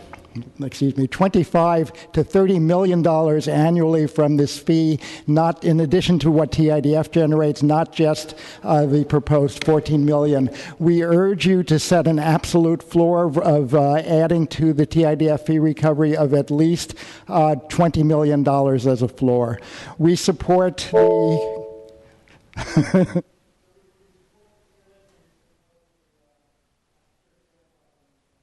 Thank you very much. Next speaker, please. Good afternoon, supervisors, Madam Chair. John Gressman, San Francisco Community Clinic Consortium. We are the 9 nonprofit health centers here in San Francisco, seeing 94,000 patients, more than 10% of San Francisco's population. We're here to support exemption of the nonprofit hospitals. We have a long and strong history with the nonprofit hospitals. We feel that the exemption is necessary in order to protect charity care and community benefit. Charity care, even though we have Healthy San Francisco, is still built on the charity care initiatives the hospitals offer. Community benefits, programs like FACE, preventing heart attacks and strokes every day, have been critical to saving lives every single year. This is part of the community benefit program that Kaiser has offered. Several years ago, California Pacific Medical Center also provided and restructured an entire program for access to specialty care for the uninsured. We need this kind of money to help us, the nonprofit health centers, to continue to expand access to care. Anything that would cut into that would be detrimental in creating new access programs, new programs. While we're grateful for the Affordable Care Act, the Affordable Care Act is also creating greater pressure on your nonprofit healthcare systems. Today, currently, it is impossible to get providers. We look to the hospitals for partnerships and trying to recruit docs just to come and staff us. This is also true with the health department. We thank you for your time and be glad to offer further consultation. Thank you. Thank you. Next speaker, please. Good afternoon, supervisors. My name is Nicole Ferrara, and I'm the Executive Director of WALK San Francisco. Thank you for your time today on this topic. TSF is a really exciting new program to include both bike and pedestrian funding in the existing TIDF, expand the existing pot of funds, and we're really supportive of the concept and the fee in general. We know that our transportation system is critical for investing in the growth of our city, the future of our city, in terms of reducing injuries for pedestrians, bicyclists, and motorists, along with our Vision Zero plan. This will be a really important fee to help to realize those projects. There are three components of the fee that I want to provide comment on today. We've worked closely with a coalition of transit justice groups and other transportation advocates, and we're really excited to see the fee. I have three things that I want to highlight in terms of moving forward with the fee. The first is the actual percentage of the nexus. Right now, it's only developers will only pay 25%. Or around 25% of the nexus of the impact that the development has on the transportation system. So we'd like to see that increase. The planning department suggests 33% based on potential tiering as well. So we're definitely supportive of that. We'd also like to see the grandfathering be reduced so that the folks that have submitted paperwork within the last year aren't getting a 50% break, but maybe a 25% break. And then the third piece is parking. Right now, parking isn't included in gross square footage, but we know that that contributes to congestion and other challenges on our street safety impacts. So we'd like to see that included so that people are encouraged to reduce their parking and support investments in the transportation system. Thanks. Thank you. Next speaker, please. Good afternoon. Tom Radulovich, Executive Director of Livable City. Here today to speak in support of this moving forward, but asking you to hopefully make some refinements to this that make it even better than it is. First of all, I wanted to speak to some of the strengths of this relative to the TIDF, which it more or less replaces. One is it raises more money. Two, walking and cycling and regional transit are included in this. So as we grow as a city, there are impacts on the pedestrian environment, on the bicycling environment, and on regional transit. And to have them included, even in minuscule amounts, as this does, is progress. So we hope that there will be more progress in those areas in the future, including market rate housing makes sense. They have been included for years in the area plans, Eastern Neighborhoods, Better Neighborhoods. Including it in this fee citywide makes sense as well. Also, looking at greater discipline in using these fees, which are one-time money for capital. In the past, TIDF revenues have just gone into balancing Muni's budget. That means two things. One is, we can't balance our own budget. If you're relying on one-time money to balance your ongoing operating expenses, you're not running a transit agency, you're running kind of a pyramid scheme. The other thing, of course, is that the funding that should be going to mitigate the impacts of growth doesn't go to mitigate that. So the impacts of growth are still unfunded. So this greater discipline that this offers, we think is important. We'd ask you to consider some refinements. I'm not going to have a chance to talk about all of them, but the biggest one is parking. Back in about a decade ago, the Board of Supervisors said the impact fee should apply to parking because parking creates impacts on the transportation system through congestion mostly, but also increased danger to pedestrians and cyclists. That's section 421.7 of the code, in which you said, okay, when this fee comes back to us as a board, it needs to include parking. Not only does it not include that, the folks are proposing eliminating section 421.7. So they're not complying with the ordinance, and they're kind of trying to destroy the evidence that they didn't comply. So we'd ask that you include parking. Thank you. Next speaker. Good afternoon, members of the Board of Supervisors. My name is Tyler Frisbee, representing the San Francisco Bicycle Coalition. Thank you for your work and for this hearing today. I want to start, as others have before me, by reiterating our support for the TSF. We think it's an incredibly important measure that will finally clearly link the impacts that the development San Francisco has on our transportation system. It is as we look for ways to enable people to stay in San Francisco, to continue living in San Francisco, particularly when affordability is an option or is a concern, making sure that they also can get around the city in an affordable and safe way is really important. So we're appreciative of this effort today. I will reiterate Tom's comments today. We are supportive of many things that the Planning Commission directed the board to look at a few weeks ago. We're excited to see that there's consideration of a fee that better reflects the true impact of development on transportation, and encourage you to think about how that plays out in different neighborhoods. I think as Supervisor Avalos commented, the demand for development differs greatly from neighborhood to neighborhood, and this should reflect that if at all possible. We appreciate some of the adjustments that were made around the waivers and for grandfathering exemptions by the Planning Commission a few weeks ago as well. The biggest issue that we think is critical from a consistency and a policy perspective for the city now is addressing the parking issue. The amount of space that is going to parking really should be included in the amount of square footage that is linked to TSF. So we hope you will consider that. There's obviously a clear transportation link. It is essentially a transportation space, and it does not make sense to have it be excluded from TSF. Thank you. Thank you. Next speaker. Good afternoon, Supervisors. Dee Dee Workman from the San Francisco Chamber of Commerce. We really were quite comfortable with this, with the TSF legislation before it got to the Planning Commission. We liked it a lot better than the 2012 version, particularly the 5,000 square feet exemption for small businesses. We thought that was very important. We liked that very much. We thought that there should be maybe the 800 square foot trigger for PDRs maybe should go a little bit higher, but otherwise we really like that small businesses generally are exempt from the TSF. We feel very strongly that USF should fall under the charitable exemption when you think about private, nonprofit, post-secondary education institutions in the city with a master plan. The only one we could come up with was USF, so it feels like they're being singled out, and we don't think that's fair. And you've heard the speaker say before me, why USF really why it should be exempted. We don't feel that hospitals should have the TSF applied to them. We were really actually very distressed. The Planning Commission took them out of the charitable exemption. You've already heard from other speakers why it's important for the hospitals to not have the TSF applied to them with the state mandated seismic upgrades that they have to take on. The cost per bed now is up to like between $2 and $4 million or something like that. It's like crazy expensive. And for the amount of money we think that you would actually be able to collect from hospitals for the TSF, it's not worth it. It's negligible. So we'd like to see hospitals fall under the exemption. In terms of the fees for residential and commercial, we're very comfortable with what the MTA has proposed in the original legislation. We think obviously this has to be very thoughtfully decided. We really appreciate all the questions that you asked Supervisor Weiner about feasibility. That's very, very important. We want to make sure that we do hit that sweet spot and be able to raise money for transportation without creating a disincentive for housing.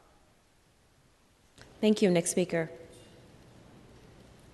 Good afternoon, Supervisors. Tim Colin on behalf of the Housing Action Coalition. We've had presentations on this over the years, several presentations. We had a big discussion on it Friday, and in broad terms, we entirely support the TSF. And our membership are going to pay the residential part of it. As much as anyone, we recognize that not having a fully functioning transportation system is an obstacle to our vision of urbanism of the city. We want it to work. But it's a little dismaying to see what's happened after the proposal came out from MTA and planning.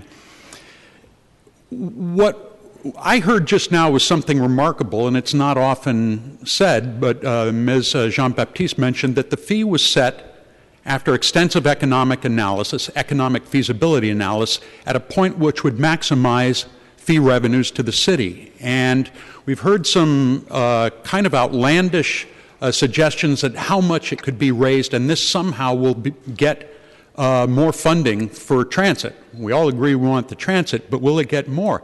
Not if it makes projects infeasible, and we believe that the 774 was set at a level that was intended to sort of balance a lot of competing prototypes and set it at a level that's going to maximize revenue for transportation. This is a worthy goal.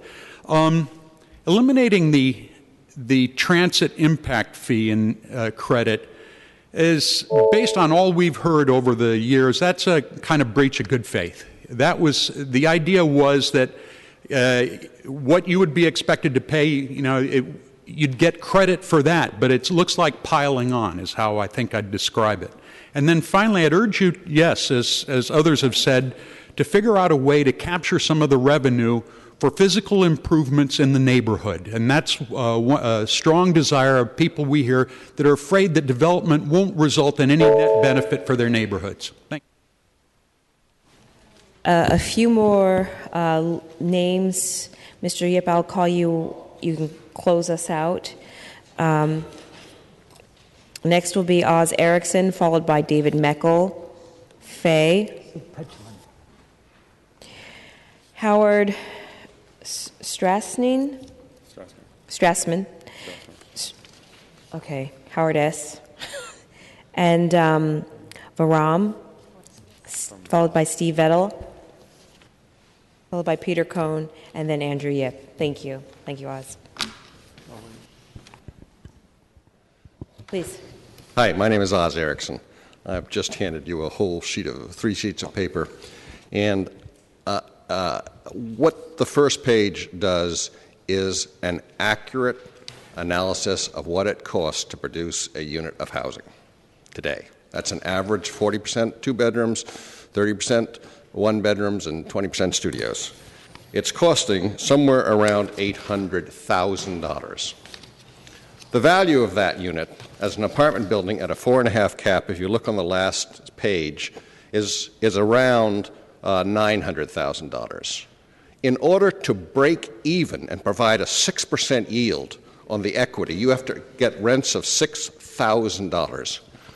We are right on the edge. You think that right now we are paying $114,000 per unit of impact fees.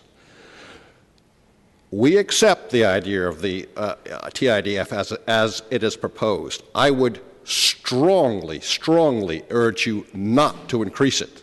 We're right on the edge. You are talking about an additional $10,000.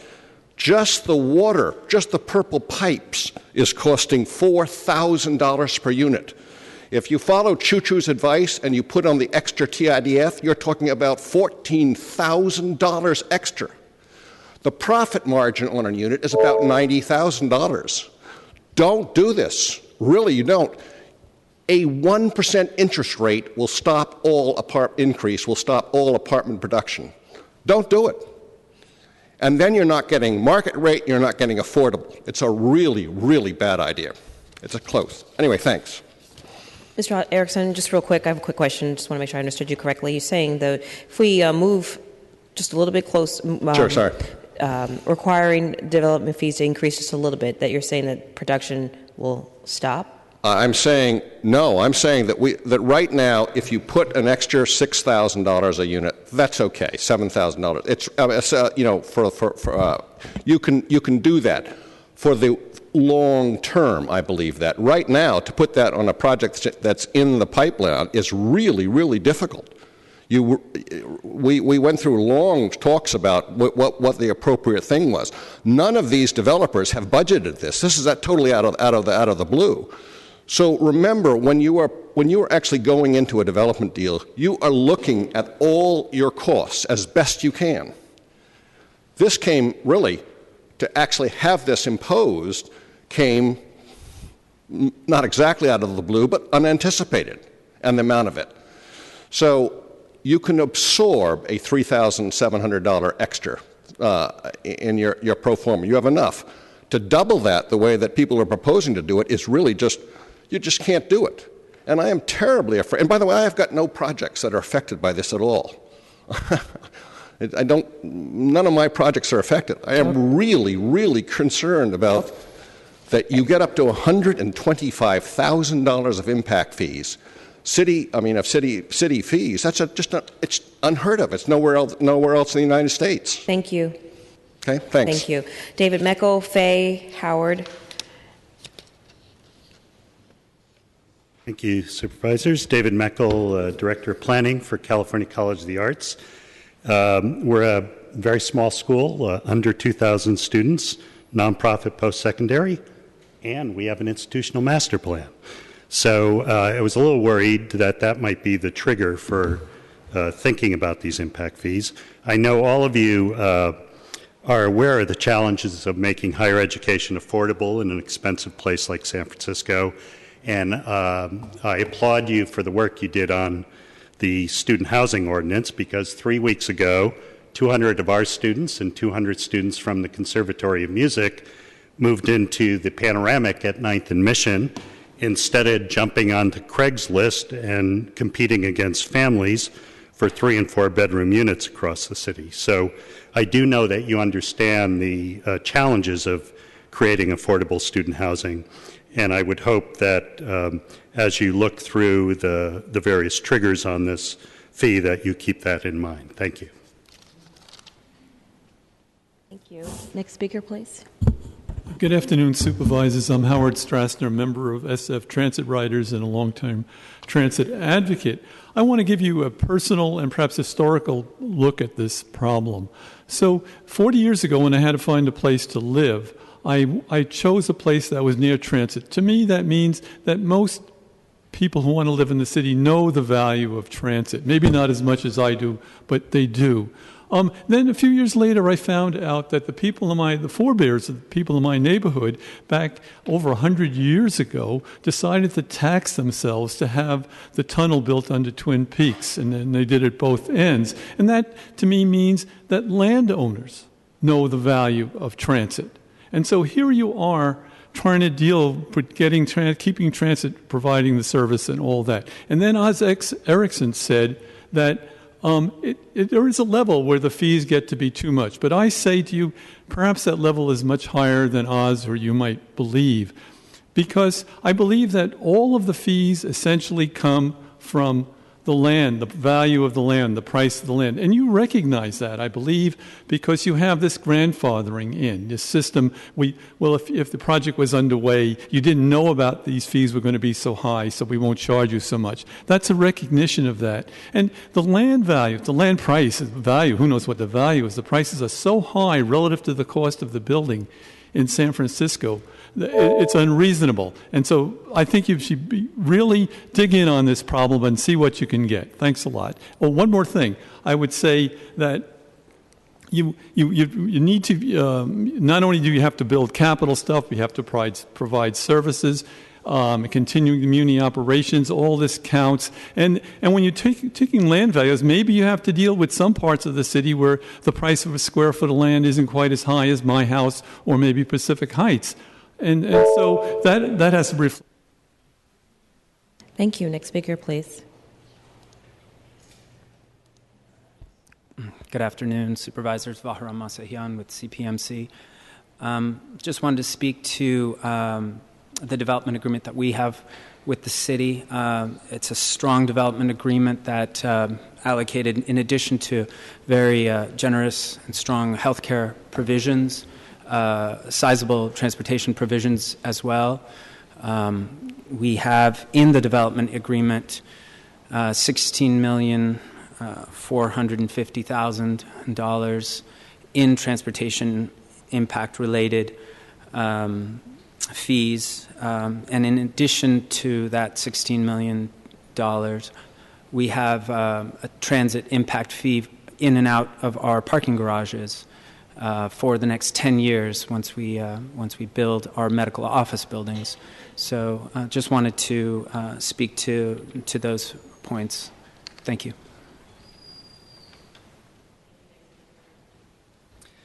Good afternoon, Supervisors. Peter Cohen, Council Committee Housing Organizations. We've been working with the city's transportation advocates, all of whom you've heard from today, Walk San Francisco, the Bike Coalition, Transit Riders Union, and Livable City, and we agree with issues that they've called out. This is very important. We also support the Planning Commission recommendations that came out a couple of weeks ago, including having a higher revenue goal. Really, it's about what the goal for revenue is from this program. Rather than the $14 million projected now, at least $20 million, as I heard from Peter Strauss, and ideally even more than that. We could get up to $31 million if you use the 33% recommendation from the Commission. We also support their recommendation on tiering the grandfathering. With some quick numbers that were run by MTA and planning, that alone is worth $27 million if you did the tiered grandfathering, $27 million value. You heard a lot from institutions today, both hospitals and USF, and they obviously make a very strong case. It'd be good to know how that revenue compares to the amount of revenue that could be realized from the very large volume of regular commercial and residential development. One other issue I don't believe Peter Strauss had a chance to talk about is a recommendation to retain the existing TIDF flexibility on the use of revenue. The proposal is to constrain that to only capital uses, and TIDF has been able to be used for capital and operations. And to put it in very simple language, you can buy a bus, but you also have to make sure that there's the workforce to run the bus. And MTA should have the flexibility to use this fee as it sees fit to make sure that the system is performing well. Adam Verrett from Planning said we need to grow the city gracefully at the Planning Commission. This is really about the revenue that it takes to have a gracefully growing city, and we should find that sweet spot, but it should be pushed as high as possible. Thank you. Next speaker. Good afternoon, Supervisors. Steve Vettel.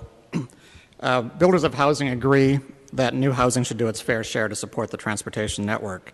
The proposed fee of $774 per square foot is high, but is supportable in the future provided builders have notice of the fee before they purchase land.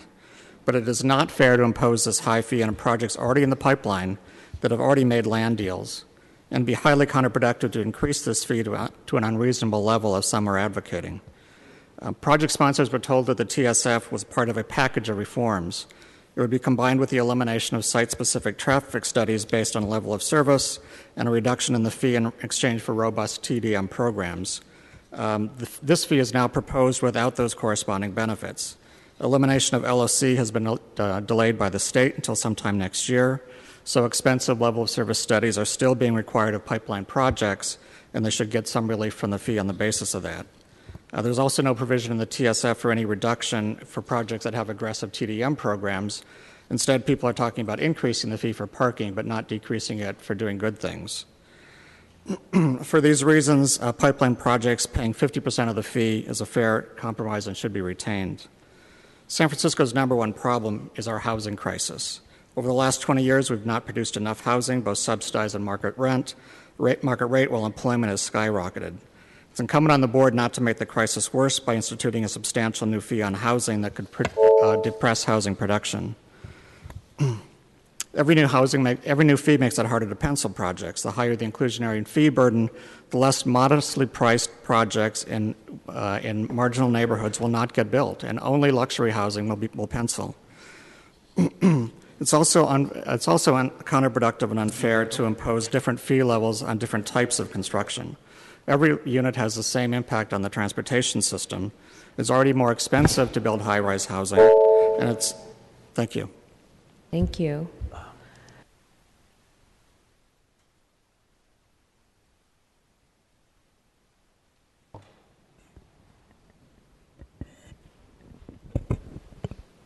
Good afternoon, everybody. I understand that today's main focus is the substantiability fee. As a footnote, I would like to make an awareness that of all the modern technology that we have today, that I would hope that in the future the buildings become down to 4 stories.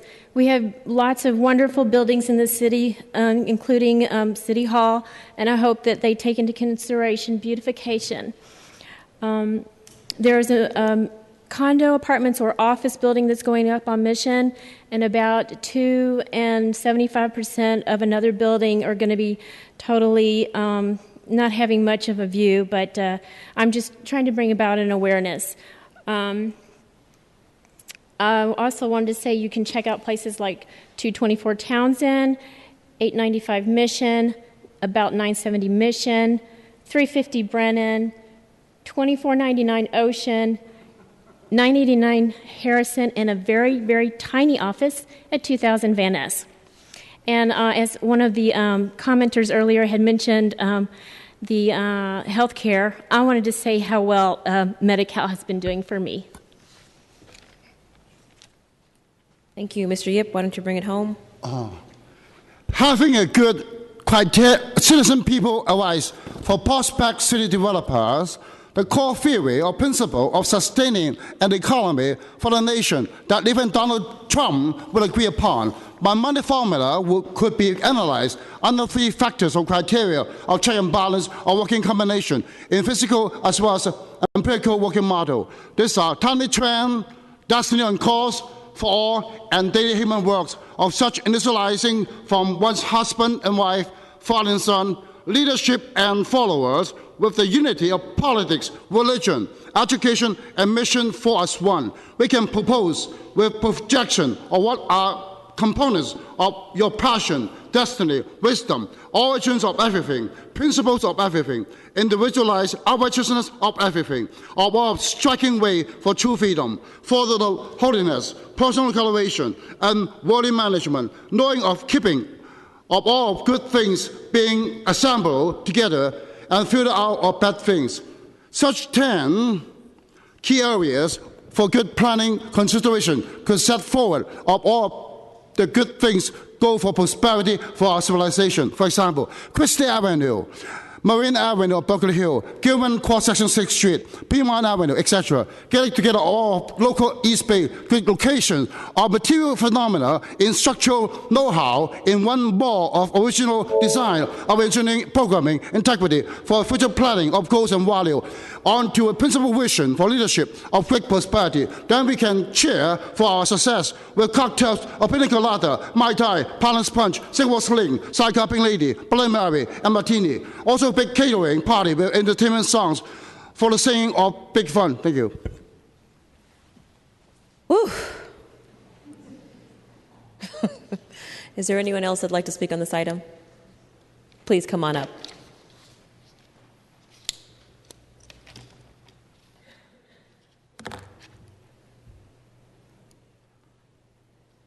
Sir, if you knew you were going to speak on this, you should have gotten in line. I'm teasing you. Hi. Good afternoon, Madam Speaker. Thank you. My name is Jean-Paul Torres. I'm a resident living on Mission in the Bernal Heights neighborhood. I do not wish to take too much of your time since you've already heard a lot, but I would like to just show my support for the transportation sustainability fee. I am a recent college grad and just landed a full-time job. However, I wouldn't be able to commute to work without the invaluable service provided by by Muni. I'm also a regular bicycle rider and cannot tell you how happy I am with the growing infrastructure to support sustainable transportation trips. In short, I would urge you to consider the 33% rate in supporting the transit system's expansion. Thank you. No problem. Thank you. All right. Any other members of the public that would like to speak at this time? If not, okay. Public comment is closed. Thank you very much. So I just want to offer a few remarks, I think, before we get out of here. I just want to definitely acknowledge that our city is growing more rapidly than it has ever grown in recent years past. And we are also finding ourselves in a housing crisis. In the Southeast, we're feeling the bulk of the pressure of this type of growth, all while being disadvantaged with an inadequate transportation system that I will say is improving. Thank you, MTA. But we have an opportunity to get it right. And my interests are to responsibly develop the affordable housing mix and to make sure that everyone is paying their fair share, whether they're nonprofits or whether they're in the development community. And it's incredibly important that we continue to pay into this transportation system because it helps move people and get people out of their cars, which is a priority that we have here in San Francisco.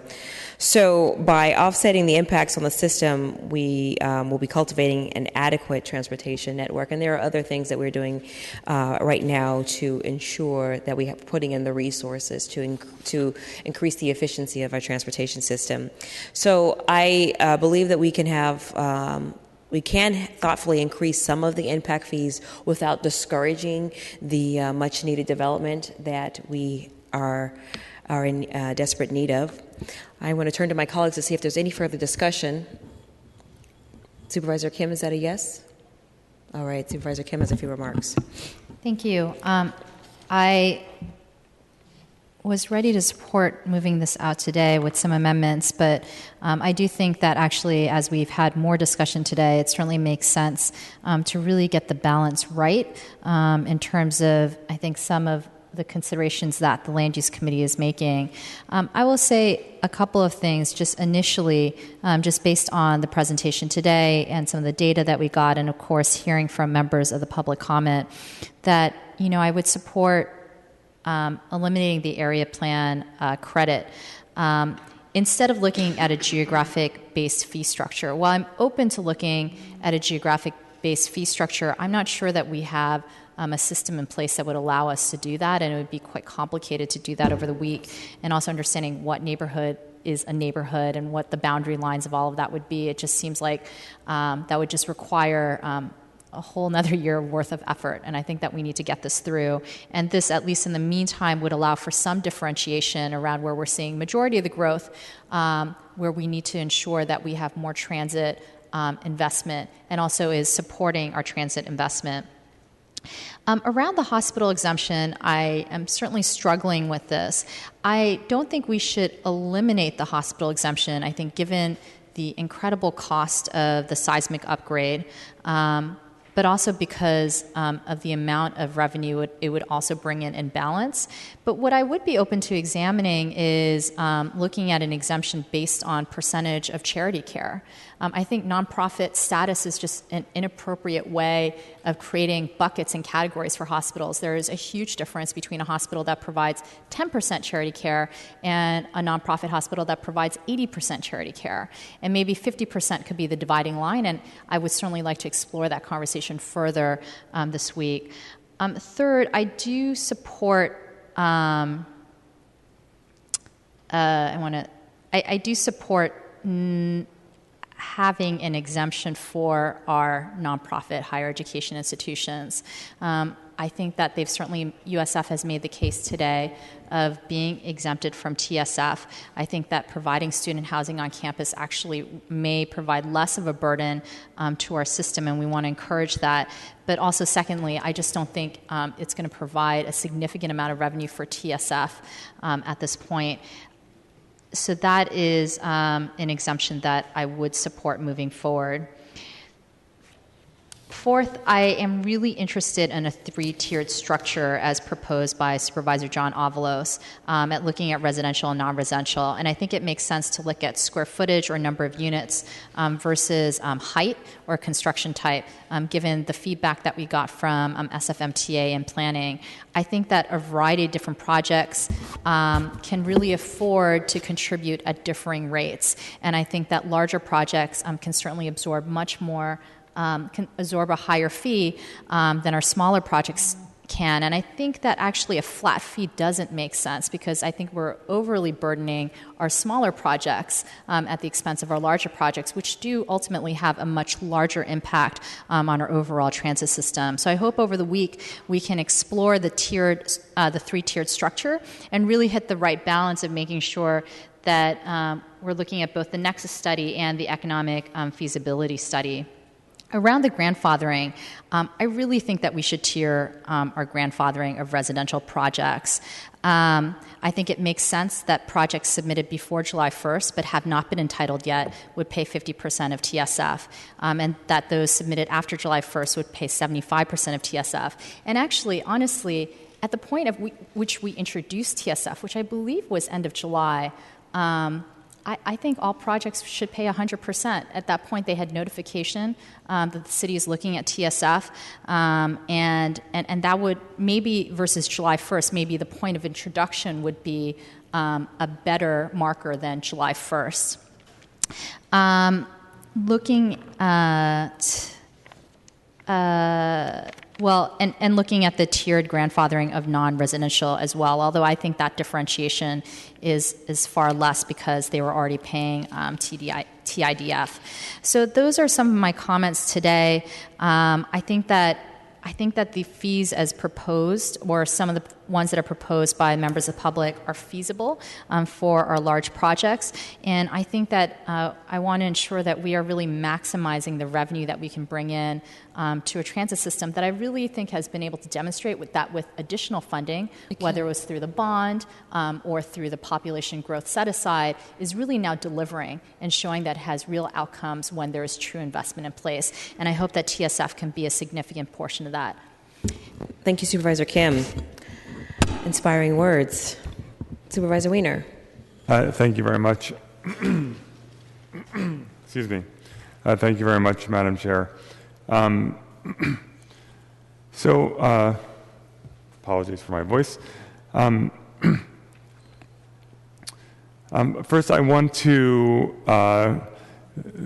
sort of something positive coming out of today is I'm hoping that we are expanding the tent of those in our city who are advocating for transit funding because some of the people who have been pushing for an increase in this transit impact fee are some of the same people who vociferously opposed eliminating the hospital exemption in 2012 when we tried to do that, who opposed Proposition B on the ballot last year that tied transportation funding to population growth, and who took the position that the vehicle license fee should not be dedicated to transportation but should be used for other non-transportation purposes.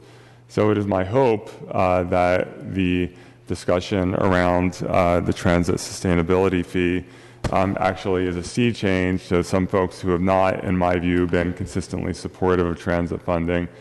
Perhaps will become really vocal transit funding advocates in the future. And since this TSP is a very small portion of the massive transit funding needs that we have in the future, I really hope that some of the folks who are pushing for an increase here and for changes here are going to be with us when we're fighting for the billions and billions and billions of dollars that we need for transportation funding in the future. Because anyone who suggests that TSP is somehow going to solve our transportation funding gap, I just don't agree with that because it's factually not the case. With that said, I want to just go through a few things, and I know over the next, if we continue this today, then we will be able to hopefully resolve these in the next week or however many weeks we're going to be continuing the item. First of all, for student housing, I agree with Supervisor Kim. I don't think that we should be subjecting nonprofit university student housing to impact fees. We don't subject them to inclusionary for affordable housing. We shouldn't be subjecting them to transportation impact fees. We are in a terrible spot when it comes to student housing, and we need to make it easier and cheaper for universities to build their own housing, not more expensive. I support increasing the exemption for PDR from 800 to 1,500 square feet. It has a tiny, tiny financial impact in terms of the transit funding generated, but it does have a significant impact on some of these smaller PDR uses. I do not think, I do believe that we should be spending these transit development fees on capital. I don't, respectfully, I don't believe that we should be expanding it to operating. I agree with Mr. Radulovich. These fees are very unpredictable. They go up, they go down. They are in some ways one-time in nature, and I think we should be focusing them on capital needs. I am open to increasing the per square footage fee beyond the $774, but I am also very, very conscious of the feasibility issues. And so I want to make sure that as we consider the actual per square foot size of the fee, that we're not doing it in a vacuum or not just picking a number like going from 25% to 33%, that we're looking at the actual feasibility, and I want to make sure that we get that right because it's extremely important that we have this fee. It's also extremely important that we continue to address our housing crisis by building more housing of all varieties, including market rate housing that is a huge source of funding for affordable housing. Excuse me. In terms of grandfathering, I'm open to that discussion, but I am also sensitive to the fact that when projects are penciled out, when land is purchased, there are certain assumptions, including what the fee structure is at the time. I know that this was on the horizon. It's been on the horizon for years, but it's also been quite unpredictable. And given what happened in 2012, when our efforts to modernize and reform the TIDF and to expand its scope completely fell apart, when 9 members of the 11 supervisors did not support those changes, it's also understandable that there might be a little bit of uncertainty about what the ultimate TSP would be. So I'm open to that discussion, but again, I want to make sure that we are treating these projects fairly as well. And in terms of hospitals, and I say this as the person who helped lead the charge to eliminate the hospital exemption in 2012, one member of the Board of Supervisors, other than myself, voted for that, former Supervisor Carmen Chu. The other 9 all voted against eliminating the hospital exemption. When we went into this process around the current legislation that is before us today, I think I personally came at it having experienced that not just a loss, but a landslide loss at the Board of Supervisors. And so we worked with various stakeholders, including the hospitals, and we came up with this alternative, taking the exemption through the state-mandated seismic retrofit deadline of 2030. And so I agreed to that, and whatever my views have been on this subject, I gave my word on that exemption, and I see that some of my colleagues have changed their position on the hospital exemption, and they're absolutely entitled to do that. But I did give my word on that, and so I'm going to keep my word and going to support the hospital exemption moving forward. So those are a few of my thoughts, and I appreciate everyone's time and energy today. Thank you very much. Supervisor Avalos. Supervisor Avalos. Thank you. I already expressed where I want to go in terms of amendments, but I just wanted to say thank you to planning and the MTA for all of their work on developing the TSF. We've had now, this is the second public forum we've had. The first one was the Planning Commission. And so what work was done putting together the basic fee structure was well before we got to the public process, where everyone has a chance, not just the Board of Supervisors, but the public has the chance to kind of weigh in on what the fee should look like. And there are certainly feelings that we're not quite settled yet on what the fee should look like. Should it be a flat fee? Should it not be a flat fee? I don't think it should be a flat fee. Are hospitals exempted or not? Those are all part of the discussion that we're at right now. So all the work that had been done, thank you for that. And it gives us the ability to actually now refine the measure to meet, the different needs that we have here in the city. I won't go into every aspect of the amendments that was discussed by Jane Kim, Supervisor Kim. I agree with what in my office has worked closely with her on some of the ideas that are coming forward with the amendments. But I want to be really clear about the hospital exemption. I do believe we could have a more nuanced approach around the hospital exemption, and I do like the idea of charity care, the level of charity care being the standard, not nonprofit status, but the level of charity care for nonprofit hospitals. That will be where we might land in trying to find, where we will apply the fee or not. So, just looking ahead in the next week, 50% threshold for charity care could be the way to go. I hear that Chinese Hospital, at the level of charity care that Chinese Hospital has, is like 85%. Clearly, they would not be impacted by the new TSF fee to nonprofit hospitals, but other hospitals that we know some of their CEOs have a salary that is upwards of $7 million. That's not the same standard as the CEO of a Chinese hospital. So to me, there's a nonprofit status might not be the way to go, but certainly, ability to pay and the level of charity care could be. So with that, I look forward to the discussion next week, and hopefully I'll be sitting in as well. Thank you. Great, thank you. And with that, at this time, I'd like to move to continue this item for one more week to the October 5th Land Use Committee meeting. That is a motion. And that motion has been seconded by Supervisor Kim. And without objection, that motion passes unanimously. Thank you. That completes the agenda for today. Excuse me? That completes the agenda for today. That completes the agenda. That completes the agenda for today, folks. Thank you. This meeting is adjourned. Thank you. Sorry.